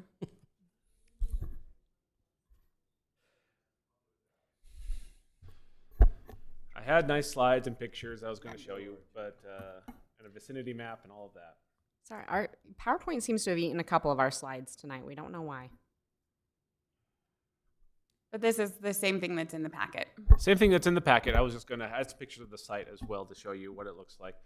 We had just talked about this a couple of times. So this is it's, just to be clear, it's for Verizon as the carrier, but it's a cell tower company. So tower companies go out and build them, then they have carriers that contract with them to put their services, their antenna on it. So the goal is for Verizon to have this, but it's a different tower company. We talked about this a few times. It's the north side of Mitchell Hollow Park. There's kind of an intersection of kind of Murdoch Canal Trail, and we have a little side trail that bends off to the side. And they want to put it right on that corner there. They originally planned a little bit closer to the road before, and then they remembered that there were power poles there that would interfere with the cell tower. So they had to relocate it further down. 952 square feet is what they're asking to lease, with an 80-foot tall tower and about an 8x8, it's triangular, but 8x8 antenna array at top. This would be the third cell tower on city property, and they've come together with a site map, and they've actually applied for a conditional use permit. What I've explained to them is, as per previous council discussion, we want them to apply for the conditional use permit. We're going to take it we wanted to have the council take a look at this, then we're going to hold a neighborhood meeting beginning of February, assuming the council is still on board with letting this go forward, get feedback from the neighborhood, and then hold a public hearing at the Planning Commission on the conditional use permit, and then have the council, obviously you make the final decision both on the conditional use permit and on the lease itself. And if the Planning Commission holds a public hearing, we then do not really need to? Conditional uses, you do not need to hold a public hearing. You can, but hopefully we'll have the neighborhood meeting and we'll have resident feedback at that point as well for the council to consider as part of this. So the terms of the cell tower that we've kind of tentatively reached, they're in line with what we have two, I don't know if you know this, but we have the property near Myers. There's two cell towers. That's city property. Those are ours. We have two leases there with American Towers, and one with American Towers, one with Crown Castle. This is in line with those on starting off with it'll be a monthly rent, and then escalating per additional carriers. We'll get additional revenue share, and then increasing every 4 years, asking for a 50-year term for this in 5-year increments, which is pretty standard. They don't want to build a tower and then have it be gone in 5 years. Keep going. You got to bring it all the way over. There we go. So you can see that little red square kind of right at the intersection there is where they want. And then they're also asking for an easement that crosses the trail, and then there's a little curb cut, so they also have a little stub going straight north. There's a Highland City Trail sign there that leads to no trail. It's kind of odd. Public Works was confused about why we had that. So they're asking for an easement for access, and then the cell tower site there. And if you scroll down in the site plan, there's what it looks like. You'll see there's room for 2 facilities on the ground. They could maybe get a third without much ground equipment, depending on how they structure it. But at least 2 is what they're planning on. You can see the array, and then the ground facilities there. Fenced in, they want to put a 6-foot fence with barbed wire on top, which is pretty standard for these types of things. We have it over there as well. It's kind of thin barbed wire that sticks up on top. It is close to the trail at the intersection there, but that's the best place they could locate it. And then on the next... By facilities, what does that mean? You'll see it on this slide. You see that Okay. little building on the ground? Yes. It holds generators, transformers, electrical equipment goes into it, and then it runs up into the cell tower. So you can see there the 80-foot tower, and there's a little lightning rod on top as well, so it goes to, I think, 86 feet overall. They're proposing, I asked them to give me some stealth options. They said, we can do a tree. A lot of people don't like that because it looks kind of ridiculous if you see the big fake trees that just are very even. I've always, just real quick, I came back from Kona, Hawaii, and they have trees in Hawaii that are real trees that look fake. Those trees in Arizona that they have in Arizona look exactly like real trees. And I'm thinking there can't be 100 cell towers in a grove over there. And they're real trees. So they do look like real trees, but you have to go to Hawaii to see that. I guess not more like Utah real trees. They always stand out to me when I see them. But what they proposed is, and this is actually something I talked with Andy before when they first proposed this. He actually kind of suggested this. You painted a brown color, which helps it blend in as much as it can with the background. It makes it less, the silver's a little more stand out. I don't know if that's true or not, but that's what they said they had found work for some places. What I'd want to do is I had some pictures of the current cell towers so you can see them against the power lines. There are power poles right behind this looking north. Those power poles are probably 30, 40 feet tall. So this is taller than them, but it is also set lower. The trail kind of dips down maybe 10 feet or so. So you're looking 30 feet above kind of the power lines is where the top of this tower would be. So this is a discussion item, just seeing if the council is still amenable to this type of lease. And if so, then we'll schedule a neighborhood meeting. We'll get more resident feedback. I've measured out distances. It's about 350 feet from the closest residential property from kind of any direction you go. The closest is 350 feet to the cell tower. We have setbacks and height regulations in our code. This would meet it on city property, so they can meet kind of our requirements. We don't have to allow this. Again, this is on city property. It's a lease, purely up to the discretion of the council. But any questions you have? Yes. Okay, I just want to make some comments. I was kind of laughing as I was filling out my conflict of interest, and it's mainly about financial things and stuff. And I thought, I don't have any conflict of interest, but then I realized I own stock in Verizon, and my phone is Verizon. So with this particular item, I do have some conflict of interest, but I think if I announce it, it's okay. I think this design is ugly as sin. And I don't know why anyone would think that the neighborhood would go for it. I mean, I went through this discussion 10 years ago, and Kim, you're well aware of it. It's right in everybody's viewscape. And I guess my first question is, and I appreciate your work on this, Rob. This is no reflection on the staff, but it's just, I know what the controversy was from 10 years ago, and we defeated it. Yes, we need cell towers, and because everybody's got a phone. I mean, they're needed.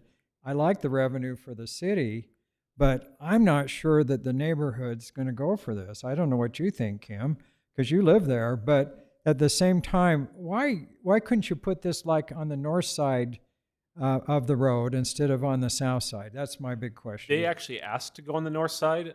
That's owned by the federal government. So they asked who to contact. I said, I have no idea who you contact about putting a cell tower on that property. So that's under the Bureau of Land, because it's it just says, the property ownership just says United States of America. So that's okay. It's unclear what property owns it, if it's BLM, if it's some other federal agency. They allowed us to put a parking lot there, and that's just how it goes. So they would actually prefer to be on that side. They just couldn't figure out who to talk to allow that. So they're on the south side. So I'm anxious to hear what Kim has to say, because you live there. Yeah, this backs up to my house. So I did send an email out, when this first came up, to my neighborhood, just asking for feedback of what people would think. And I mean, I will say there are definitely people that will come out and fight against this. There are views that, people's backyards look out across the park and have that view with the mountains. And this is something they will not like whatsoever. I was surprised that I did hear from a couple of people who said, I have Verizon, bring it. I have, awful cell phone service. So there were some positive feedbacks, but I think something like this at one of our, nicest parks here in Highland, it just doesn't make sense. The idea of the tower doesn't make sense, or you don't like the way this looks, or just anything there at all? I just think the park isn't the location for something. I mean, I'm just thinking barbed wire at a park with little kids. I don't know. My boys will be climbing all over that. They'll be up the pole. Yeah, they'll get over that barbed wire, all right. I don't know. I just think that the park isn't a great location for this. But I'm always welcome for feedback. If it's something you guys want to find out what the neighborhood thinks and have some meetings, then I'm fine with that. So My only concern, and I understand 1,000% what you're saying. I actually paid to have power lines, and the first home I ever built, have them done underground because I didn't want to look at power lines. I paid money to have that done. But the reality is, what are the alternatives to this? And there has to be coverage in our city. We owe it to our residents to make sure that there's coverage. And is this critical to it? All those variables we don't know the answers to, but somebody does. And the company that's proposing this is going to put a lot of money into it. And I can't imagine they want to put all that money into it unless it was really, really needed. So I would want to know, before we denied it, what alternative locations are they? Are they adequate? Are there other ways to accomplish it? Because accomplishing it has to be done. It has to be accomplished. They want to put, I don't know, $500,000 into this thing, $200,000 at least maybe. And that's a lot of money for them to invest in, and they're not doing it for no reason.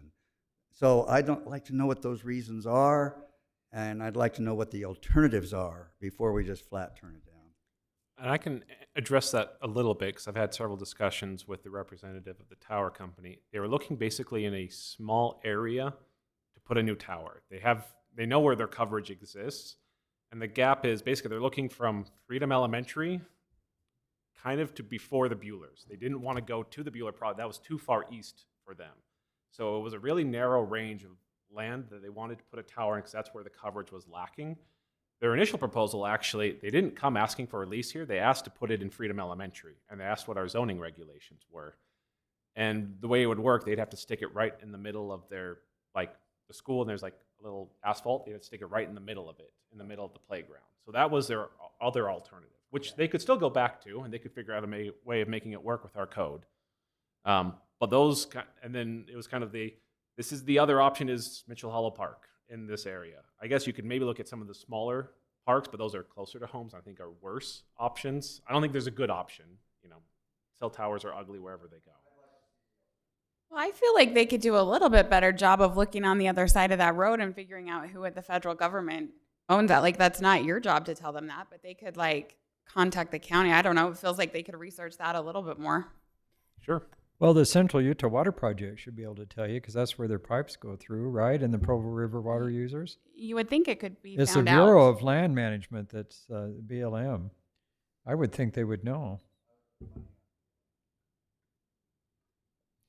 mean, the council can always turn them down, and they'll find an option or not. It's up. I mean, it's a private company. It's a commercial business. The city's under no obligation to facilitate their business. It's just a question of if the benefits to residents and the revenue to the city warrant the kind of invasion to the city property. It's not the revenue for me. It is the coverage and what we owe our residents that have this service to make sure they have the coverage in their location. If this is needed for that, then I think we need to do what we can to support it. But I would want to see all the alternatives and maybe even some tree designs. I don't know. Brittany, do you mind if I comment? Please do, Mayor. One of the things, Rob, we have a irrigation pond that's over there in the Canterbury North. Did they look at that parcel there at all? Now, one of the concerns we're going to run into is here we don't want individuals in the Mitchell Hollow to see it. If we go put it over there in the Canterbury North, you're going to have those neighbors don't want to see it. There's already major power lines along 10400. Now, Rob, my question is, I thought this cell tower was a little ways away from where the usage of the park is. That the park has its soccer field, its baseball, its the bathroom, the pavilions, or by our maintenance building. Am I thinking wrong? No, you're correct. I mean, it's right next to the trail, but it's on the other side. We'll go up one more. So the kind of landscaped field areas on the south, they're on the opposite side of the trail from that. I mean, it's a trail width away, and it's at the intersection trail, but it is in the kind of, that area is just scrub. It's native, what some people call weeds. So, Kim, you mentioned the comment about, hey, it's a park. It might not be the best. I mean, this area is 350 feet from any home. And one of the things as a council, we talked about that we wanted the free market internet to go about. And one of the concerns we're having is that right now, you either do Comcast or you do Comcast. If you can get cell towers in, they have other options for cell service by bringing that service in. I'm just saying, if not, we're going to have to start looking for other options to start coming down. Because one thing we have to look at, they'll be bringing a fiber line down 10400, and it might be that we can maybe get where we can start getting some, other individuals to go out that fiber line. We need to start getting fiber throughout the city, and if it's in the roads, up there in Ruby Estates, up at 6000 West to 10400. I don't know if you guys have been noticing that those residents are paying Comcast to go and drill, Ditch Witch drill to their houses fiber.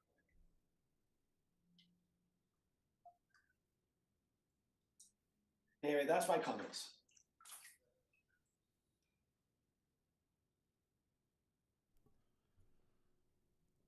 The question of the comment that the mayor made about fiber makes me wonder, are we going to have to cut the road to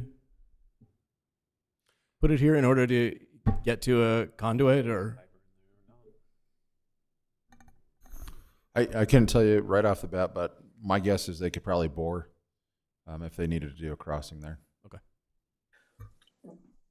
Doug, maybe because there's power lines there, they might be able to keep them overhead. Does that make sense? They could maybe, and I don't know what their agreement would be with some of the power companies, but they might have that. And like I said, if not, they can do some boring. But it is a concern. We got to decide also if we want our roads to be cut, because it does deteriorate roads.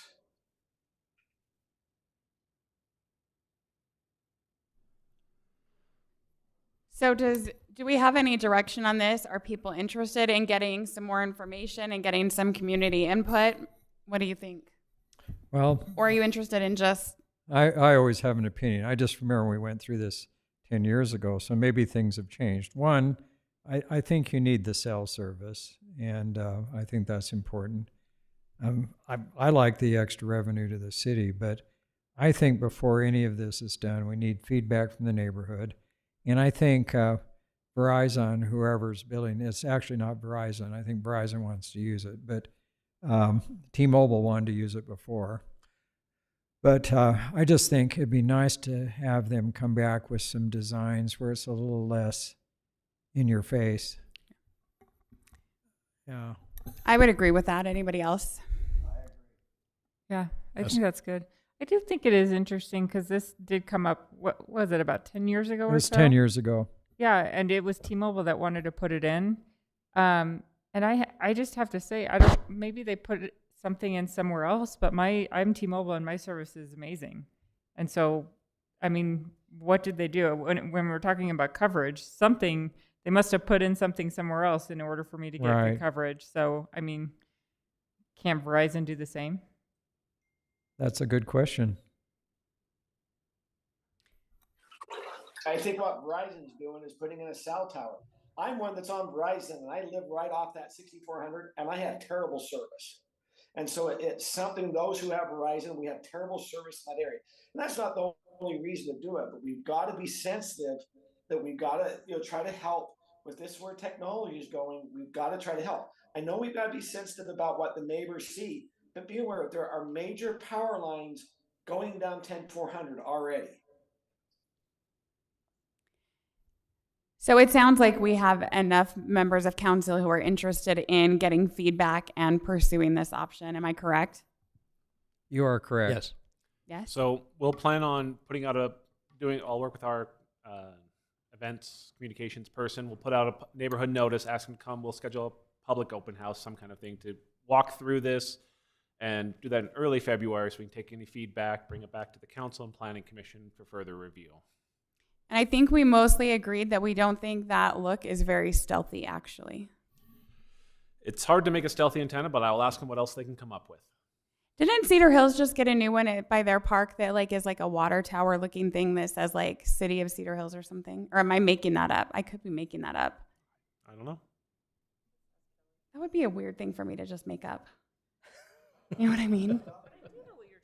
Yeah, anyway. So I don't think that was stealthy.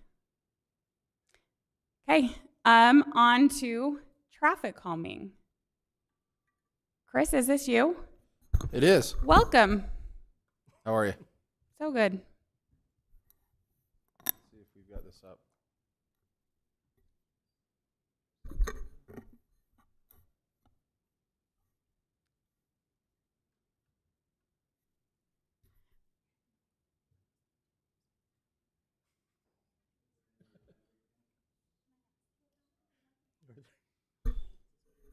Yep, that's it. That's it. So this is just to follow up to the traffic calming plan that Highland City began to implement last year, where residents can come to the city, fill out a form, pay a fee, and the city will do some study on particular concerns. Most of the concerns have been about speeding in general and traffic conditions. So using traffic counters and a consultant, we've been able to evaluate some of the road conditions that residents have expressed some concerns about, and gotten some recommendations back on some evaluations and some recommendations on things that we can do for that. So 6,000 West was a big one.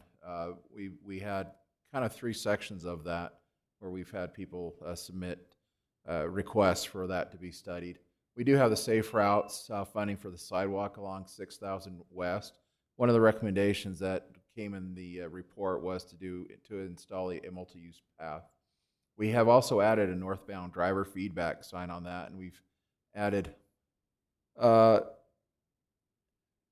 second one wasn't supposed to be another driver feedback. It was actually a pedestrian crossing, a flashing pedestrian crossing beacon near to the elementary school.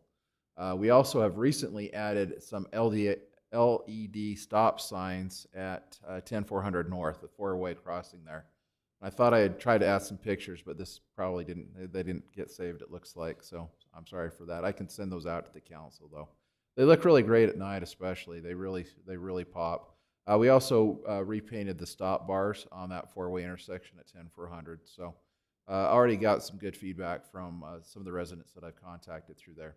One of the concerns that we had about that particular intersection was installing crosswalks, since we don't own that intersection. We have had some conversations. I have had some email exchanges with a representative from the LDS Church who's trying to help us look at what it would take to have that dedicated to the city. And so that's usually a long process. Not necessarily anything to report on that yet, but other than some talks have been ongoing on that intersection. When you say that we don't own the intersection, you mean the asphalt? Correct. Interesting. Yeah. The entire east side next to the church, and then on the north side with where Strasburg Park is, that is all owned by the LDS Church. And then I think on the other side there's other including the private road property in owners. between. Yes. Yep. Wow, I didn't know that. Yep.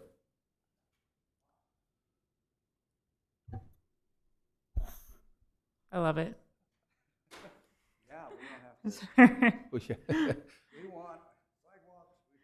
But I will say this area needs sidewalks really bad.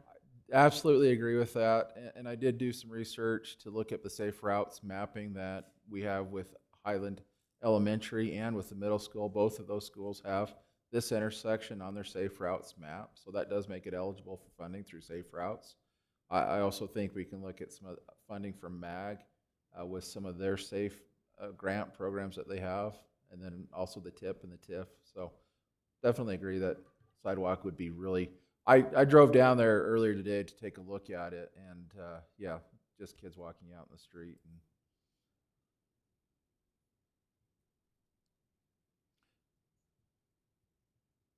we also had a submittal for 6,000 West and 11,800 North. We haven't done anything on there yet. Again, because we don't have sidewalk on the southeast corner, so I don't know that we can install a crosswalk, but one of the recommendations in the report was to install LED stop signs. So now that we've started to do that, I think that would be a great place to also have one. We'll also look at striping to have a dedicated left turn lane, because left turn from westbound to southbound 6,000 West, that was one of the requests. And I don't see why we couldn't do that. We've got enough room 24 feet of asphalt between the painted yellow center line and the curb line. So I think that's something we could probably do. Can I ask a question about, because you mentioned the Safe Route grants, what exactly is the contract, Rob, with our lobbyist? Because it doesn't seem as if, can we ask him to look at specific things like this, or is he more, he finds the one big project and that is what he works on? There's no limit in the contract for how much he can get for us. Is there a limit for what we can ask him to please do? No, there is not. It's kind of one of those service contracts where we can ask, and if he doesn't perform, then the council can decide not to renew the contract for another year. He seems to be more focused, and others can correct me if I'm misstating this, on the kind of legislative grants or that get, he seems to understand where those monies come from, get appropriated by the legislature too, even if it's through MAG or a different entity, and know how to apply for those. I don't know if he's done Safe Routes, something we could ask. We've talked to him about our street project, the roundabout project, and a few other things in the past. It just, when we discuss that contract the next time, I would be interested in knowing, like having it be a little bit more specific as far as what we can ask of him or what he will do. Even, I mean, it would be interesting to know we can ask for A, B, and C, but he's never going to do it, right? Versus,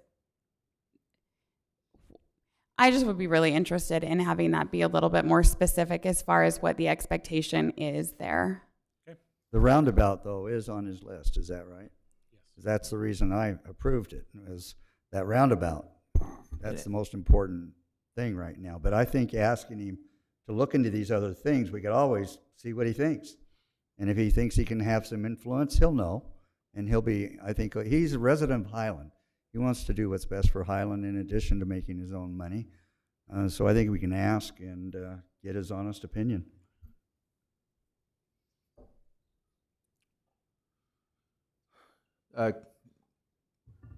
No. So we also had a request to look at the Park West and Westfield area where we had residents that seemed to be taking a shortcut through there. We did put out the traffic counters, and we got we got a report back, but where they had studied it wasn't really where the concern had been presented. So we put the counters out in a different location last month, and we are still waiting for the report back from WC3G on that one. Willowstone Drive was submitted, and that was an area where we had concern about parking. The resident had concern about parking along the street during school events, so no parking signs have been placed up there. We had one submitted on 5650 West, and we have installed a northbound driver feedback sign at that location to help let drivers know that they needed to slow down. Can we just see, could we see on a map where those are? The Willowstone Drive? Yeah.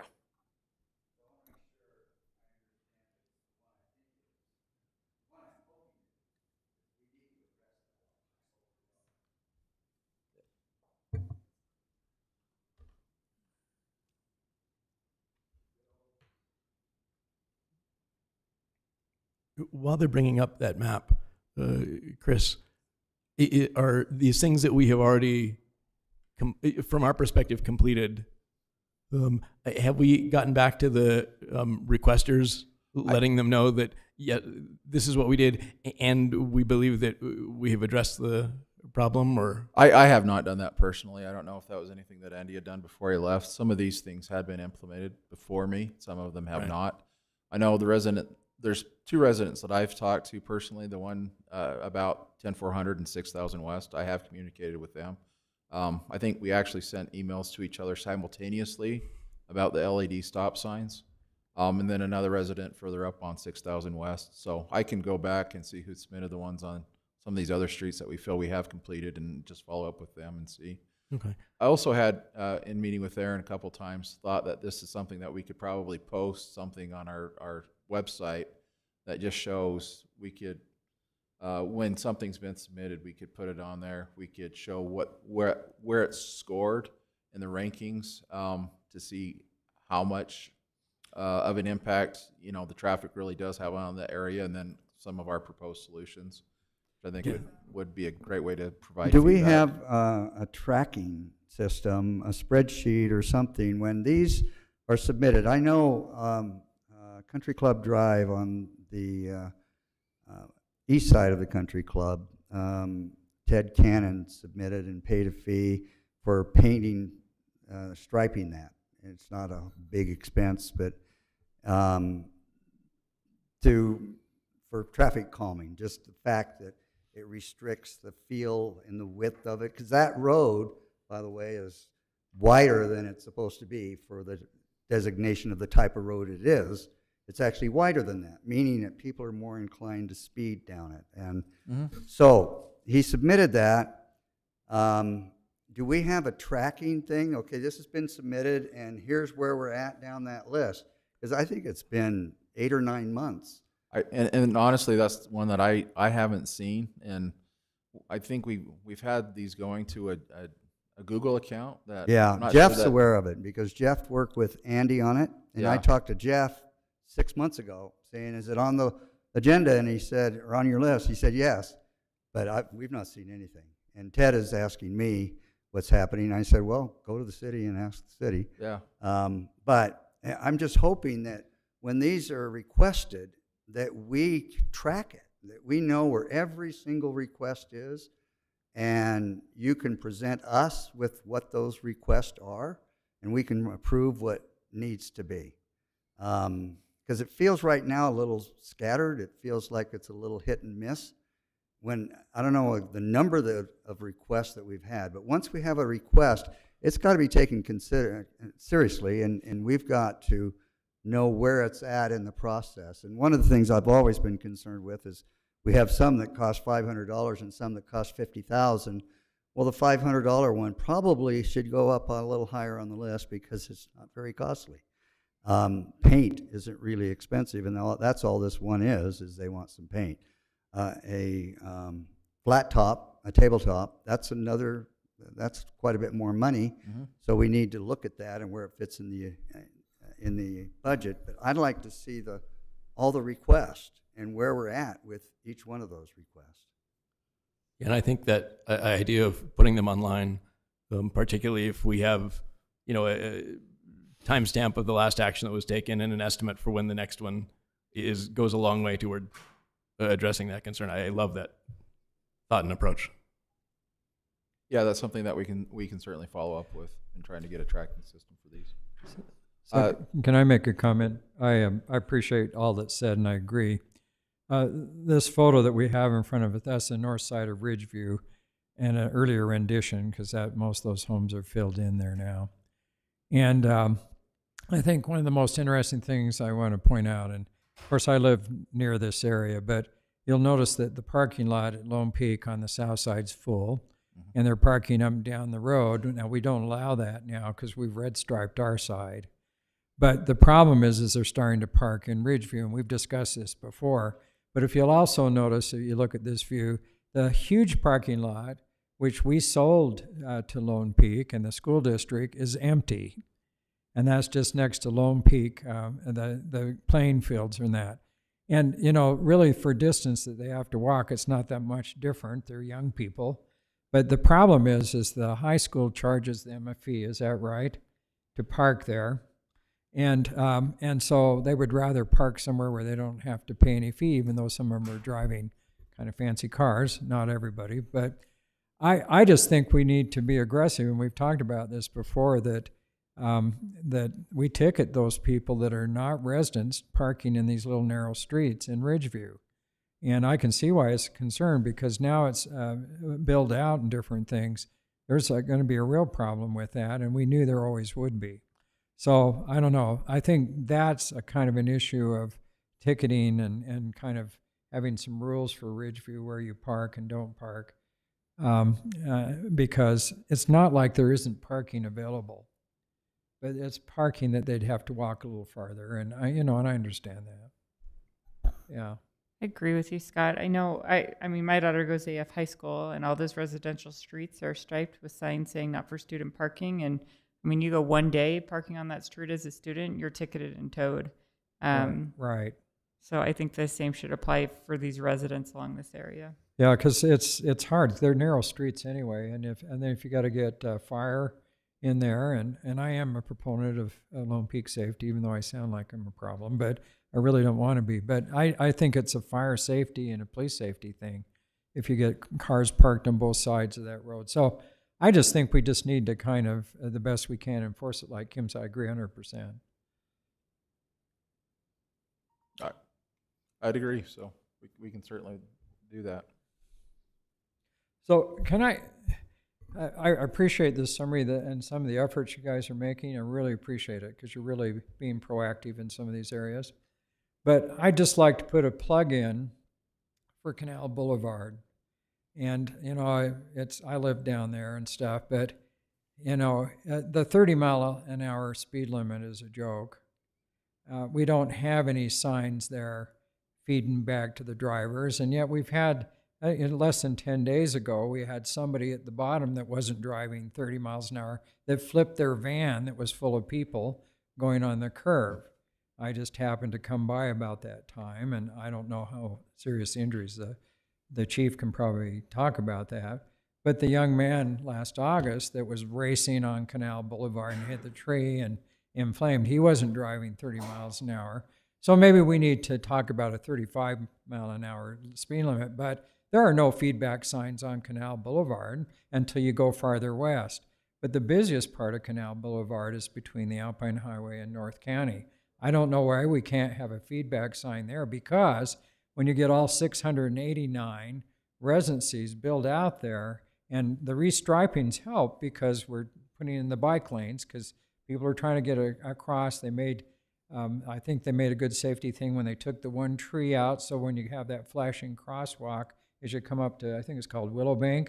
So we've done some good things there, but if there was ways to kind of feed back to people, because people hit that hill, and I've tried to drive the speed limit, and people pass me all the time, and it's a joke. So maybe it needs to be 35, but at the same time, people are not driving even 35 on that road. So I would just put a plug in for some sort of feedback sign or something else to help. I think a feedback sign is a great idea and a good location for an application on that. And we will be coming back to talk more specifically about Canal Boulevard. I've got another slide if we want to forward it, just with some background on what we've done so far with Canal Boulevard. You know, we placed temporary speed tables April and May of 2024. They were taken down the end of October. We have speeds along Canal Boulevard that were measured prior to the speed bumps, while the speed bumps were there, and then for the 2 weeks after they were removed. We've actually got the counters out again right now, so we can see over the last couple of months what drivers have done if they've started to go up on their speeds. We've also tried to get some incident information from our safety, our Lone Peak Safety, Public Safety Department to get a feel for the background on the incidences that we've had, the accidents, how many of them might be speed related or related to other causes. And then once we have all this data, we'll bring that back and discuss. I've already talked a little bit with Aaron about some suggestions that I have to help with traffic calming along Canal Boulevard. And I've got one more slide that I threw in just because I had thought there might be residents here that wanted to hear about Canal Boulevard. So, no, I don't. Again. Well, so basically, if I'm just going to, the speeds that we had prior to putting in the speed tables, once we put those speed tables in, the 85th percentile speeds went down about an average of 4 miles per hour. So, okay, the speed tables helped. When we removed the speed tables, they only went up by about 1 mile per hour. So we did have some positive impacts to just driver perception.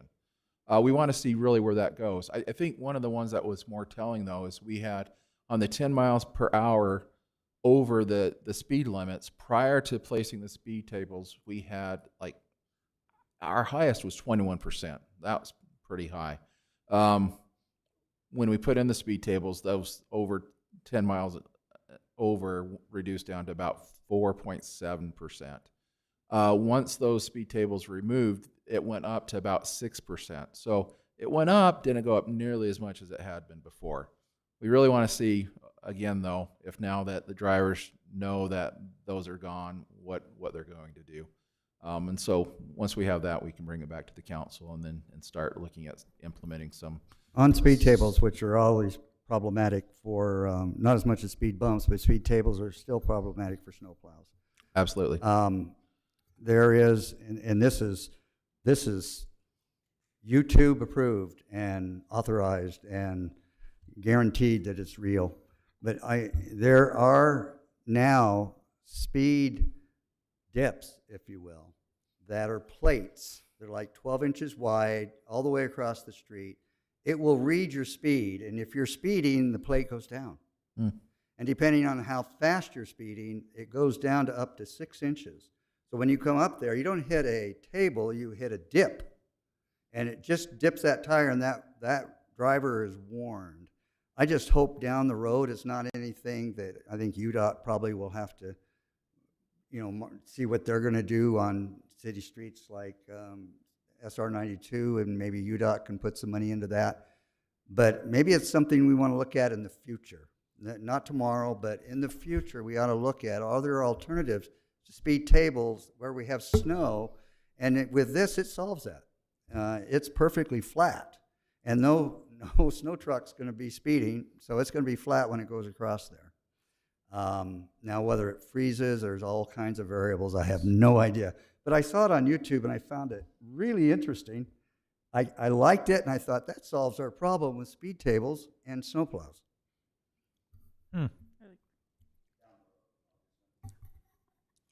What's the measured traffic count on the 10,400 and 9,600? I don't have that information with me right now. I'm not even sure that I remember seeing it in the report that we got. I could do some research and find it for you, though.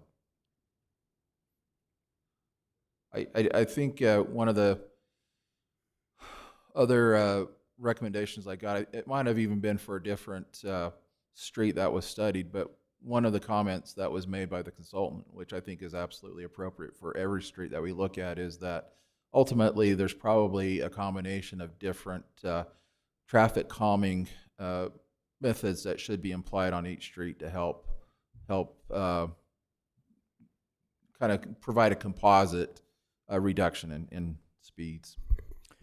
Can I ask another question? I think, Brittany, you wanted to talk, right? No, go ahead. Okay. We talk a lot about the snowplow issues and speed tables, but yet there are speed tables all over Cedar Hills.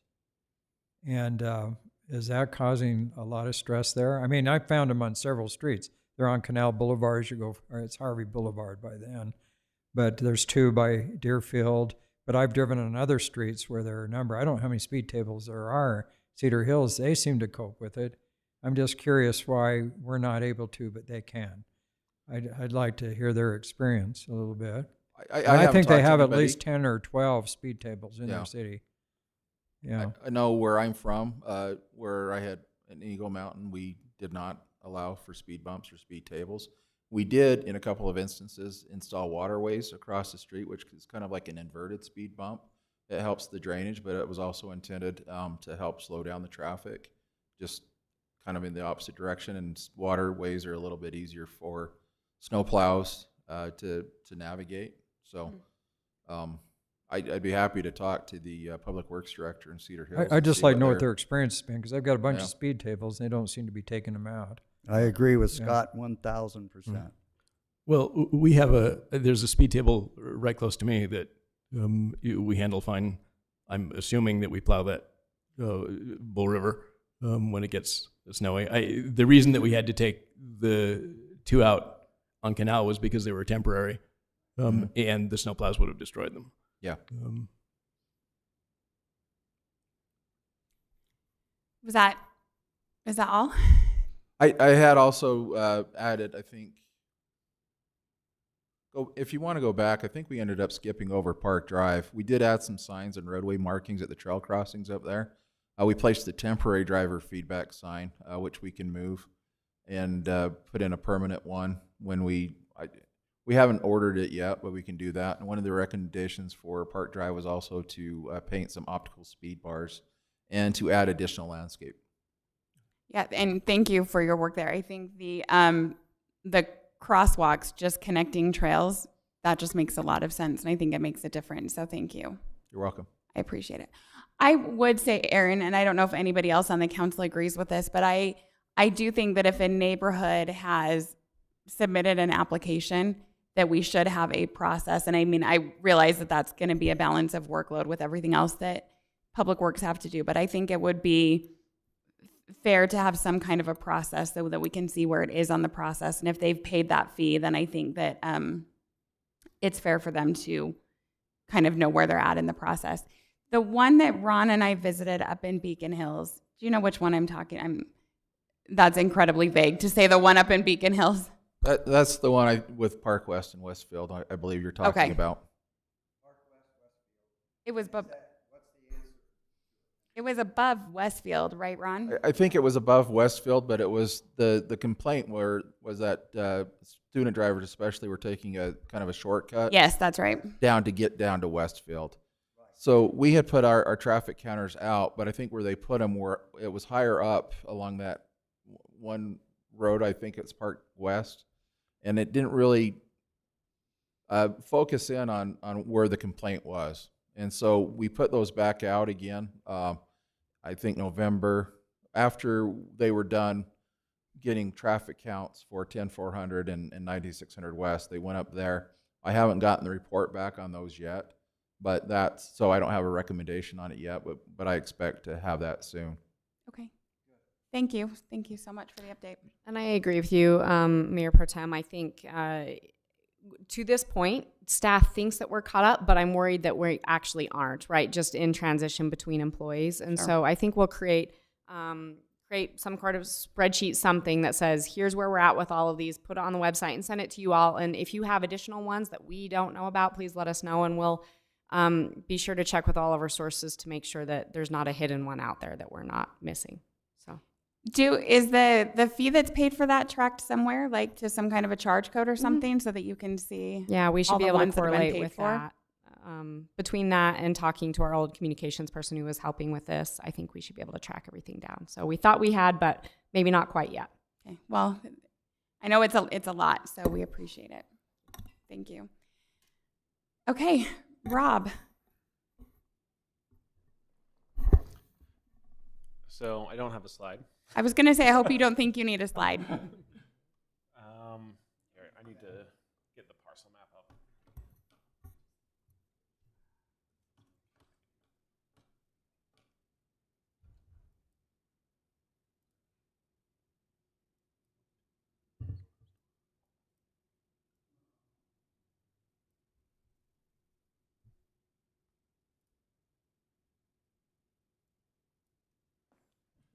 All right, so back to this area. We've just been talking about it a lot.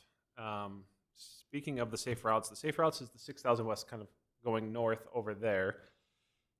As a community development update, that large parcel right in the middle of this screen there, formerly owned by the Pantos family, has been sold and is currently under development. We have a preliminary plat application. So just by way of information, we have a 7-lot development coming in, standard R140.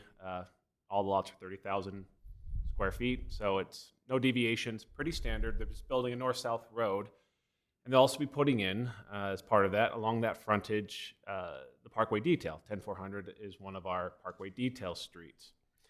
And as we were looking at it, just realizing how important of a connection this is, how many complaints we get about connectivity through here, we wondered if we should bring to the council's attention, this could be a chance to do a project of a sidewalk Parkway Detail improvement project to connect from that street off to the west there, to connect it to the Strasburg Church, essentially, and actually have, one of the reasons we haven't been able to do a crosswalk, because we don't have sidewalk in there, is to actually put in some kind of sidewalk and have some way for students to circle around and then follow along, at least sidewalk on half of the street.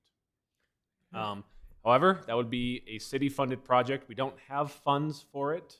We could ask for them, but we're years out. We could ask MAG, we could ask for safe routes, just nothing guaranteed. Or we could just fund it. We would have to take some property to do it. We'd be condemning property along that frontage to build the sidewalk and Parkway Detail. Just thought if we were in the middle, we had a development coming in, they're doing some work, we can sometimes get some cost savings if we marry up work. We thought we'd raise it to the council's attention if this is something, but I mean, several hundred thousands of dollars. I mean, this would be a very expensive project to do, but it would provide a connection for sidewalks that we don't have and solve one issue. So we just want to let you know we have that development and get your thoughts on that potential project there. So you're talking about the property north of 10400. It took me a while to get oriented here. Yeah, so the Bueller property is that South. there. And this is north, okay. Yeah, this is north of it. So this is the Right. property that they're developing. 7 lots are going in here. So essentially, if you drive along there, it's spotty. You kind of cross from south side to the north side of where the sidewalk is. We have it in front of our park. We have it in front of a development further down. We have it on the north side a little bit. There is no place where it's connected more than like 3 lots in a row. Our thought is they're going to do it here. We could do a connection. All the way across. Right, and that goes to Strasburg Church. And the Yes, Strasburg it would be expensive. 6,000. And you'd see where I'm drawing is on people's property. So we would be condemning and taking property, driveways. It would be a very expensive project to do. Yeah, a couple circle driveways, but it would provide a full connection, at least kind of for the first time, along 10400 North. So it's one of those things of, if the council's interested in this, we can start. We didn't want to spend a lot of time on this kind of, their development's coming in, they're still in the early stages, but maybe we talk about it, and if we can start looking at potential costs and funding sources and see what we can do with it if the council's interested. There certainly is, and it would seem to me that there is a safety concern with the way it exists now. Is that an accurate statement? That we would be improved? To me, I don't know how we not look at this. It's an opportunity to have some of it. I mean, a fifth of it paid maybe 50-50 by the developer, but at least we don't have to do the whole enchilada. Just we be could clear. start with requiring that developer to do it, and then we'll figure out how to get the rest of it done later. But to me, it does seem like a priority. The only thing we could require the developer to do is this section. That's the only part that they're developing. So everything else would be city funded. Even that, wouldn't that be like 50-50, or could he do all of it? They could maybe, if they were willing, do the project, but we would pay it.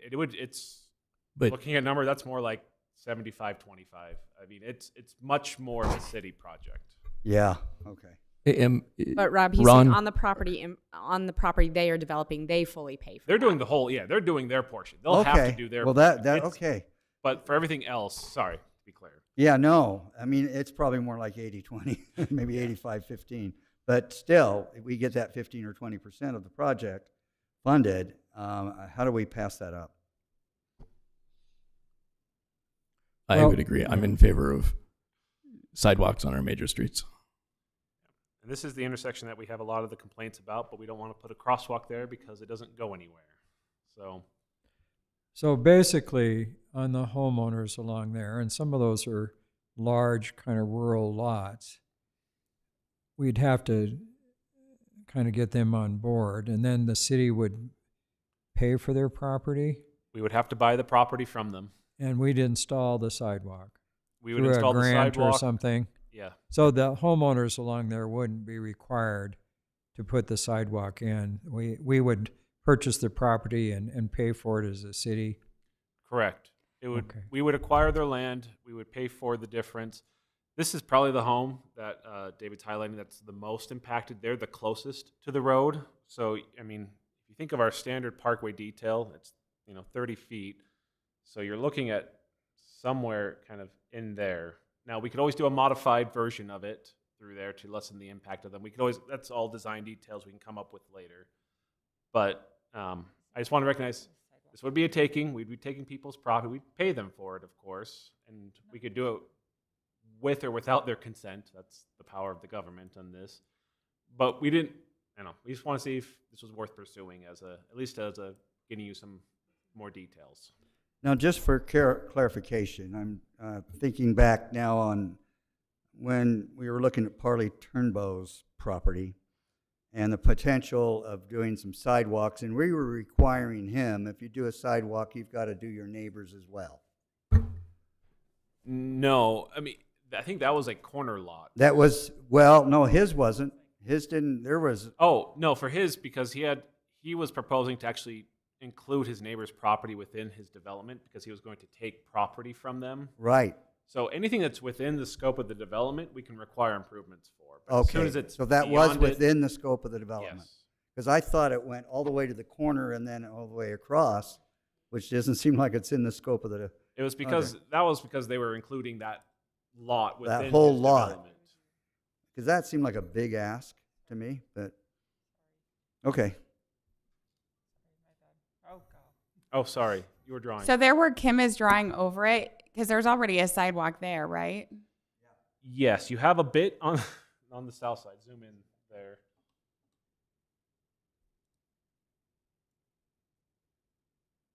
So you've got one house with a sidewalk. Okay, so you don't have to condemn any of that with that one house right there. Just making sure. Yeah, we would leave the southern properties, and if you go a little bit further west, there's more of the parkway detail on the south side. Again, it won't connect at all, but we will have a decent connection through a decent chunk of that, and have a little bit more. I don't know that we do a full sidewalk through all of 6,000, but at least maybe have some little landing pads for people to actually have crosswalks that they can land on. We also talked with the church, Strasbourg, to see what we can do there. Sounds like you want us to go explore options and costs and get you some better details on that. Okay. Thank you. I'd like to explore the interest of people along there too. I don't know, this is just my opinion, but I think if I had the option to have sidewalk and curb in front of my property, I think it would enhance the value of You the would property, but that's just me. I don't know if that's true or not.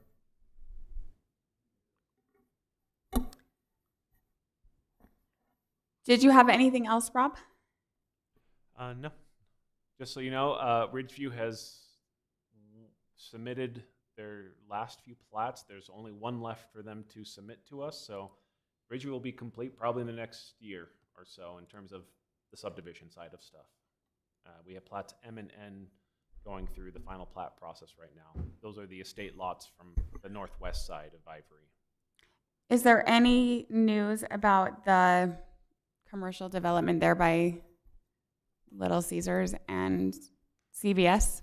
I've had a few inquiries from people asking about like potential tenants, asking like what the city rules are, what can we put in there.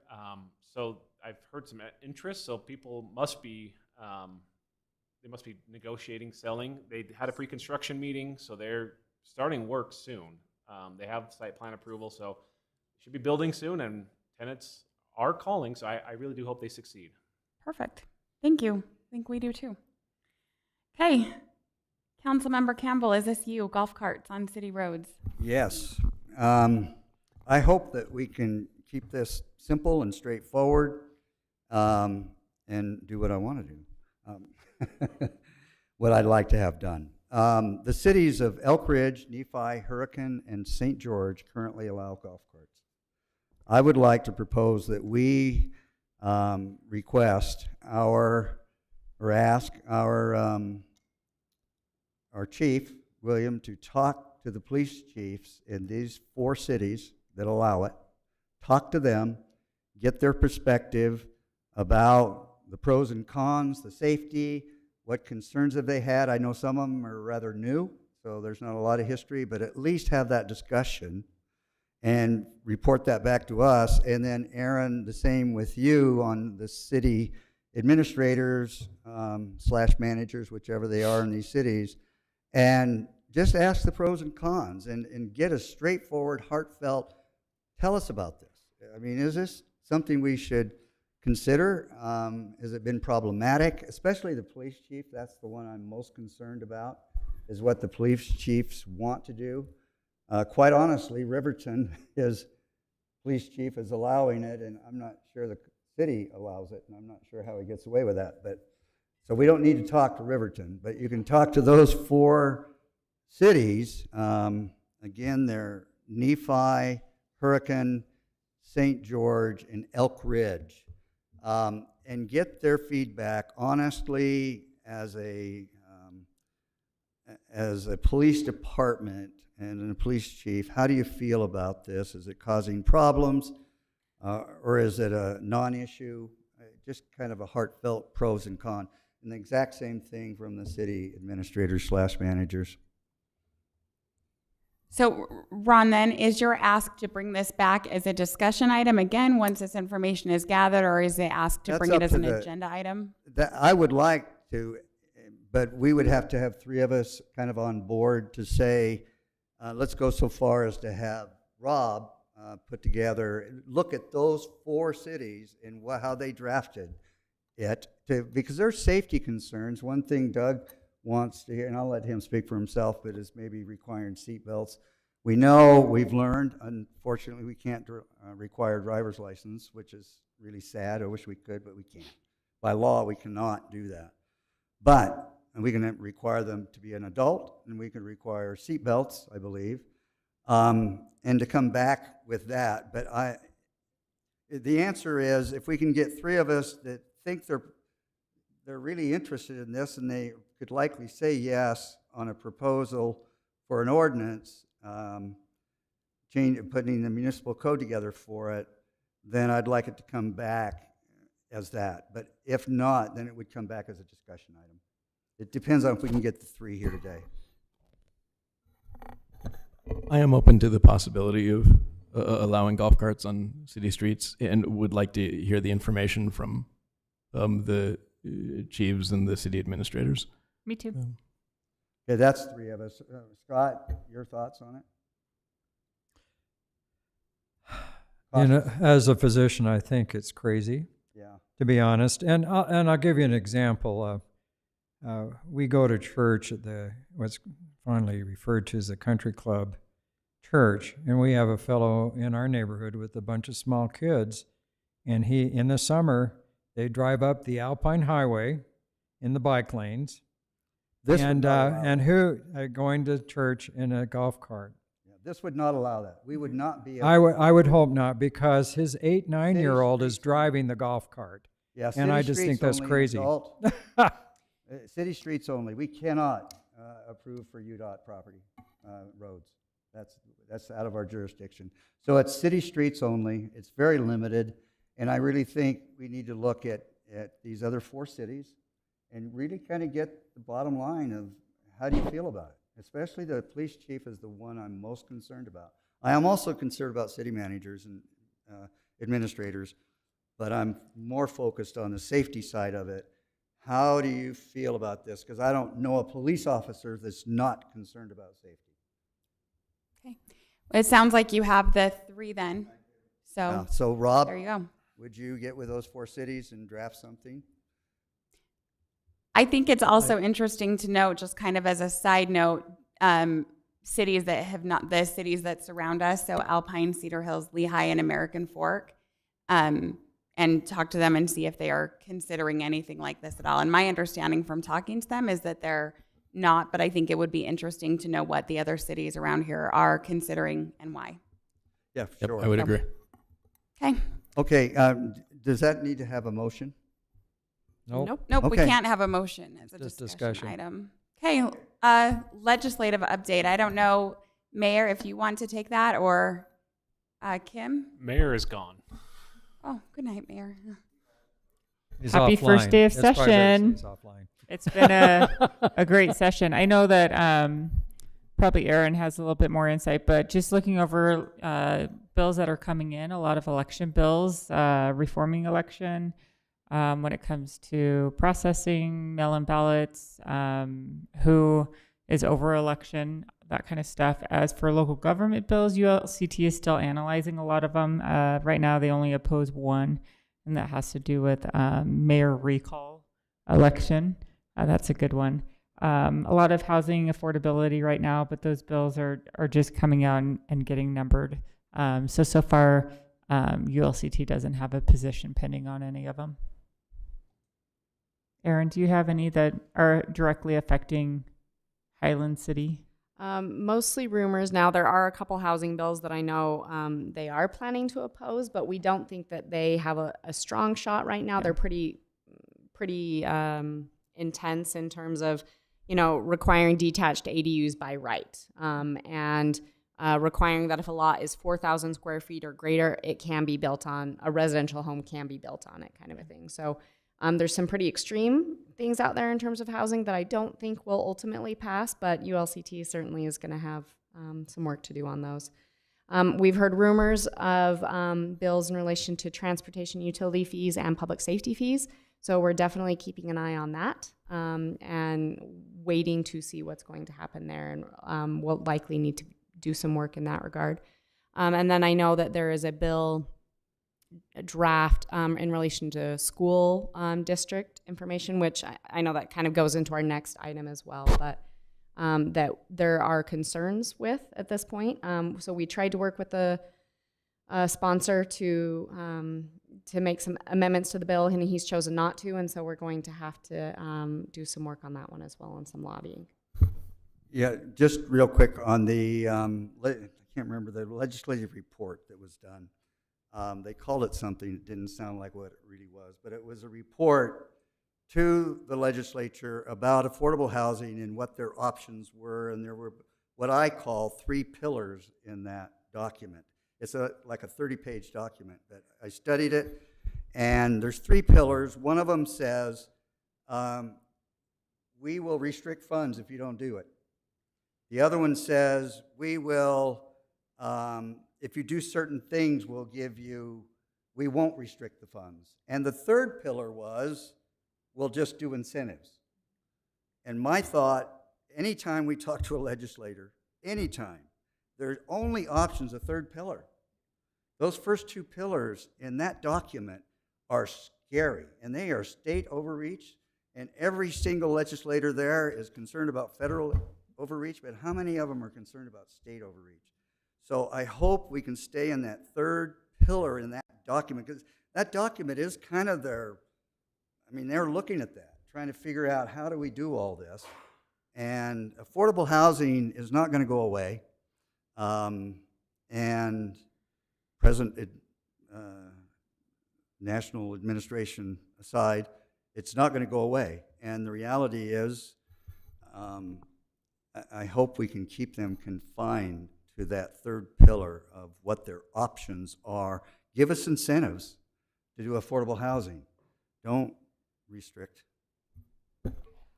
Just a little caveat, if you do want to follow what ULCT is tracking, they do have a bill tracker online on their website. And then also every Monday at noon is LPC, where they go over bills that they're opposing, that they're supporting, or that they're monitoring as well. And so you can always hop on. They do Zoom and in person at the Capitol as well. Will ULCT take a position on this school board bill or no? So far, they don't have one. I doubt that they will, because it doesn't it's not seem like local it. government. Yeah. It's going to be expensive for local government, though. I'd say the other thing too that I forgot to mention, there's a bill about wildland urban interface, speaking back to the fire department earlier, that I know that waiting to see it, but there's some concerns just because it could mean, it's essentially almost like setting up this, an extra layer of insurance where individuals who own property in the wildland urban interface have to pay a fee, and then that fee goes towards local entities mitigating the risk. And to Chief Patton's earlier point, reiterating that it's to keep the house from catching the mountain on fire, not the other way around, ultimately. Will you just send me that bill number? So I can If I have it, yeah, I'll ask Patton if he's got it. Anything else in relation to that? Then, Erin, do you have anything for the school district update? I don't think more than what I just said, unless you know of anything more, Madam Pro Tem. No, I think that they're starting to work on the districting map. So if you have any opinions about that, now is probably a good time to contact people. I'm not sure who those people are, I suppose. Did that list get finalized? I saw an email from the county, but Yes, it okay. did. So Highland actually ended up with a representative on the board. Nikki Brammer is sitting on that redistricting advisory committee. And so I'm sure she'd be happy to hear your feedback. So did we get a name for the school district yet? It sounds like that has not been decided. It hasn't even been decided if that's going to be decided or how, is my understanding. Then, fun fact that a school board has never chosen a name in the history of Utah because there has never been a school district created by a school board. They've always been created by municipalities. Fun fact to wrap it up. Yeah. So, okay. Is there anything else? Then we have our budget work session on Thursday. Thursday, and 9 a.m. Looking forward to a fun day with you all. And just as a reminder, that planning commission meeting is a joint work session with you. We're going over some the draft guiding principles, vision statement, and future land use map for the general plan, kind of the big things that will shape how the rest of the plan gets drafted. So we'll send out some materials by the end of this week, and I'm ready to talk. It'll be fun. And just to clarify, when you say the planning commission meeting, you mean the one in January, not the one in February? Correct. January 28th, next Tuesday.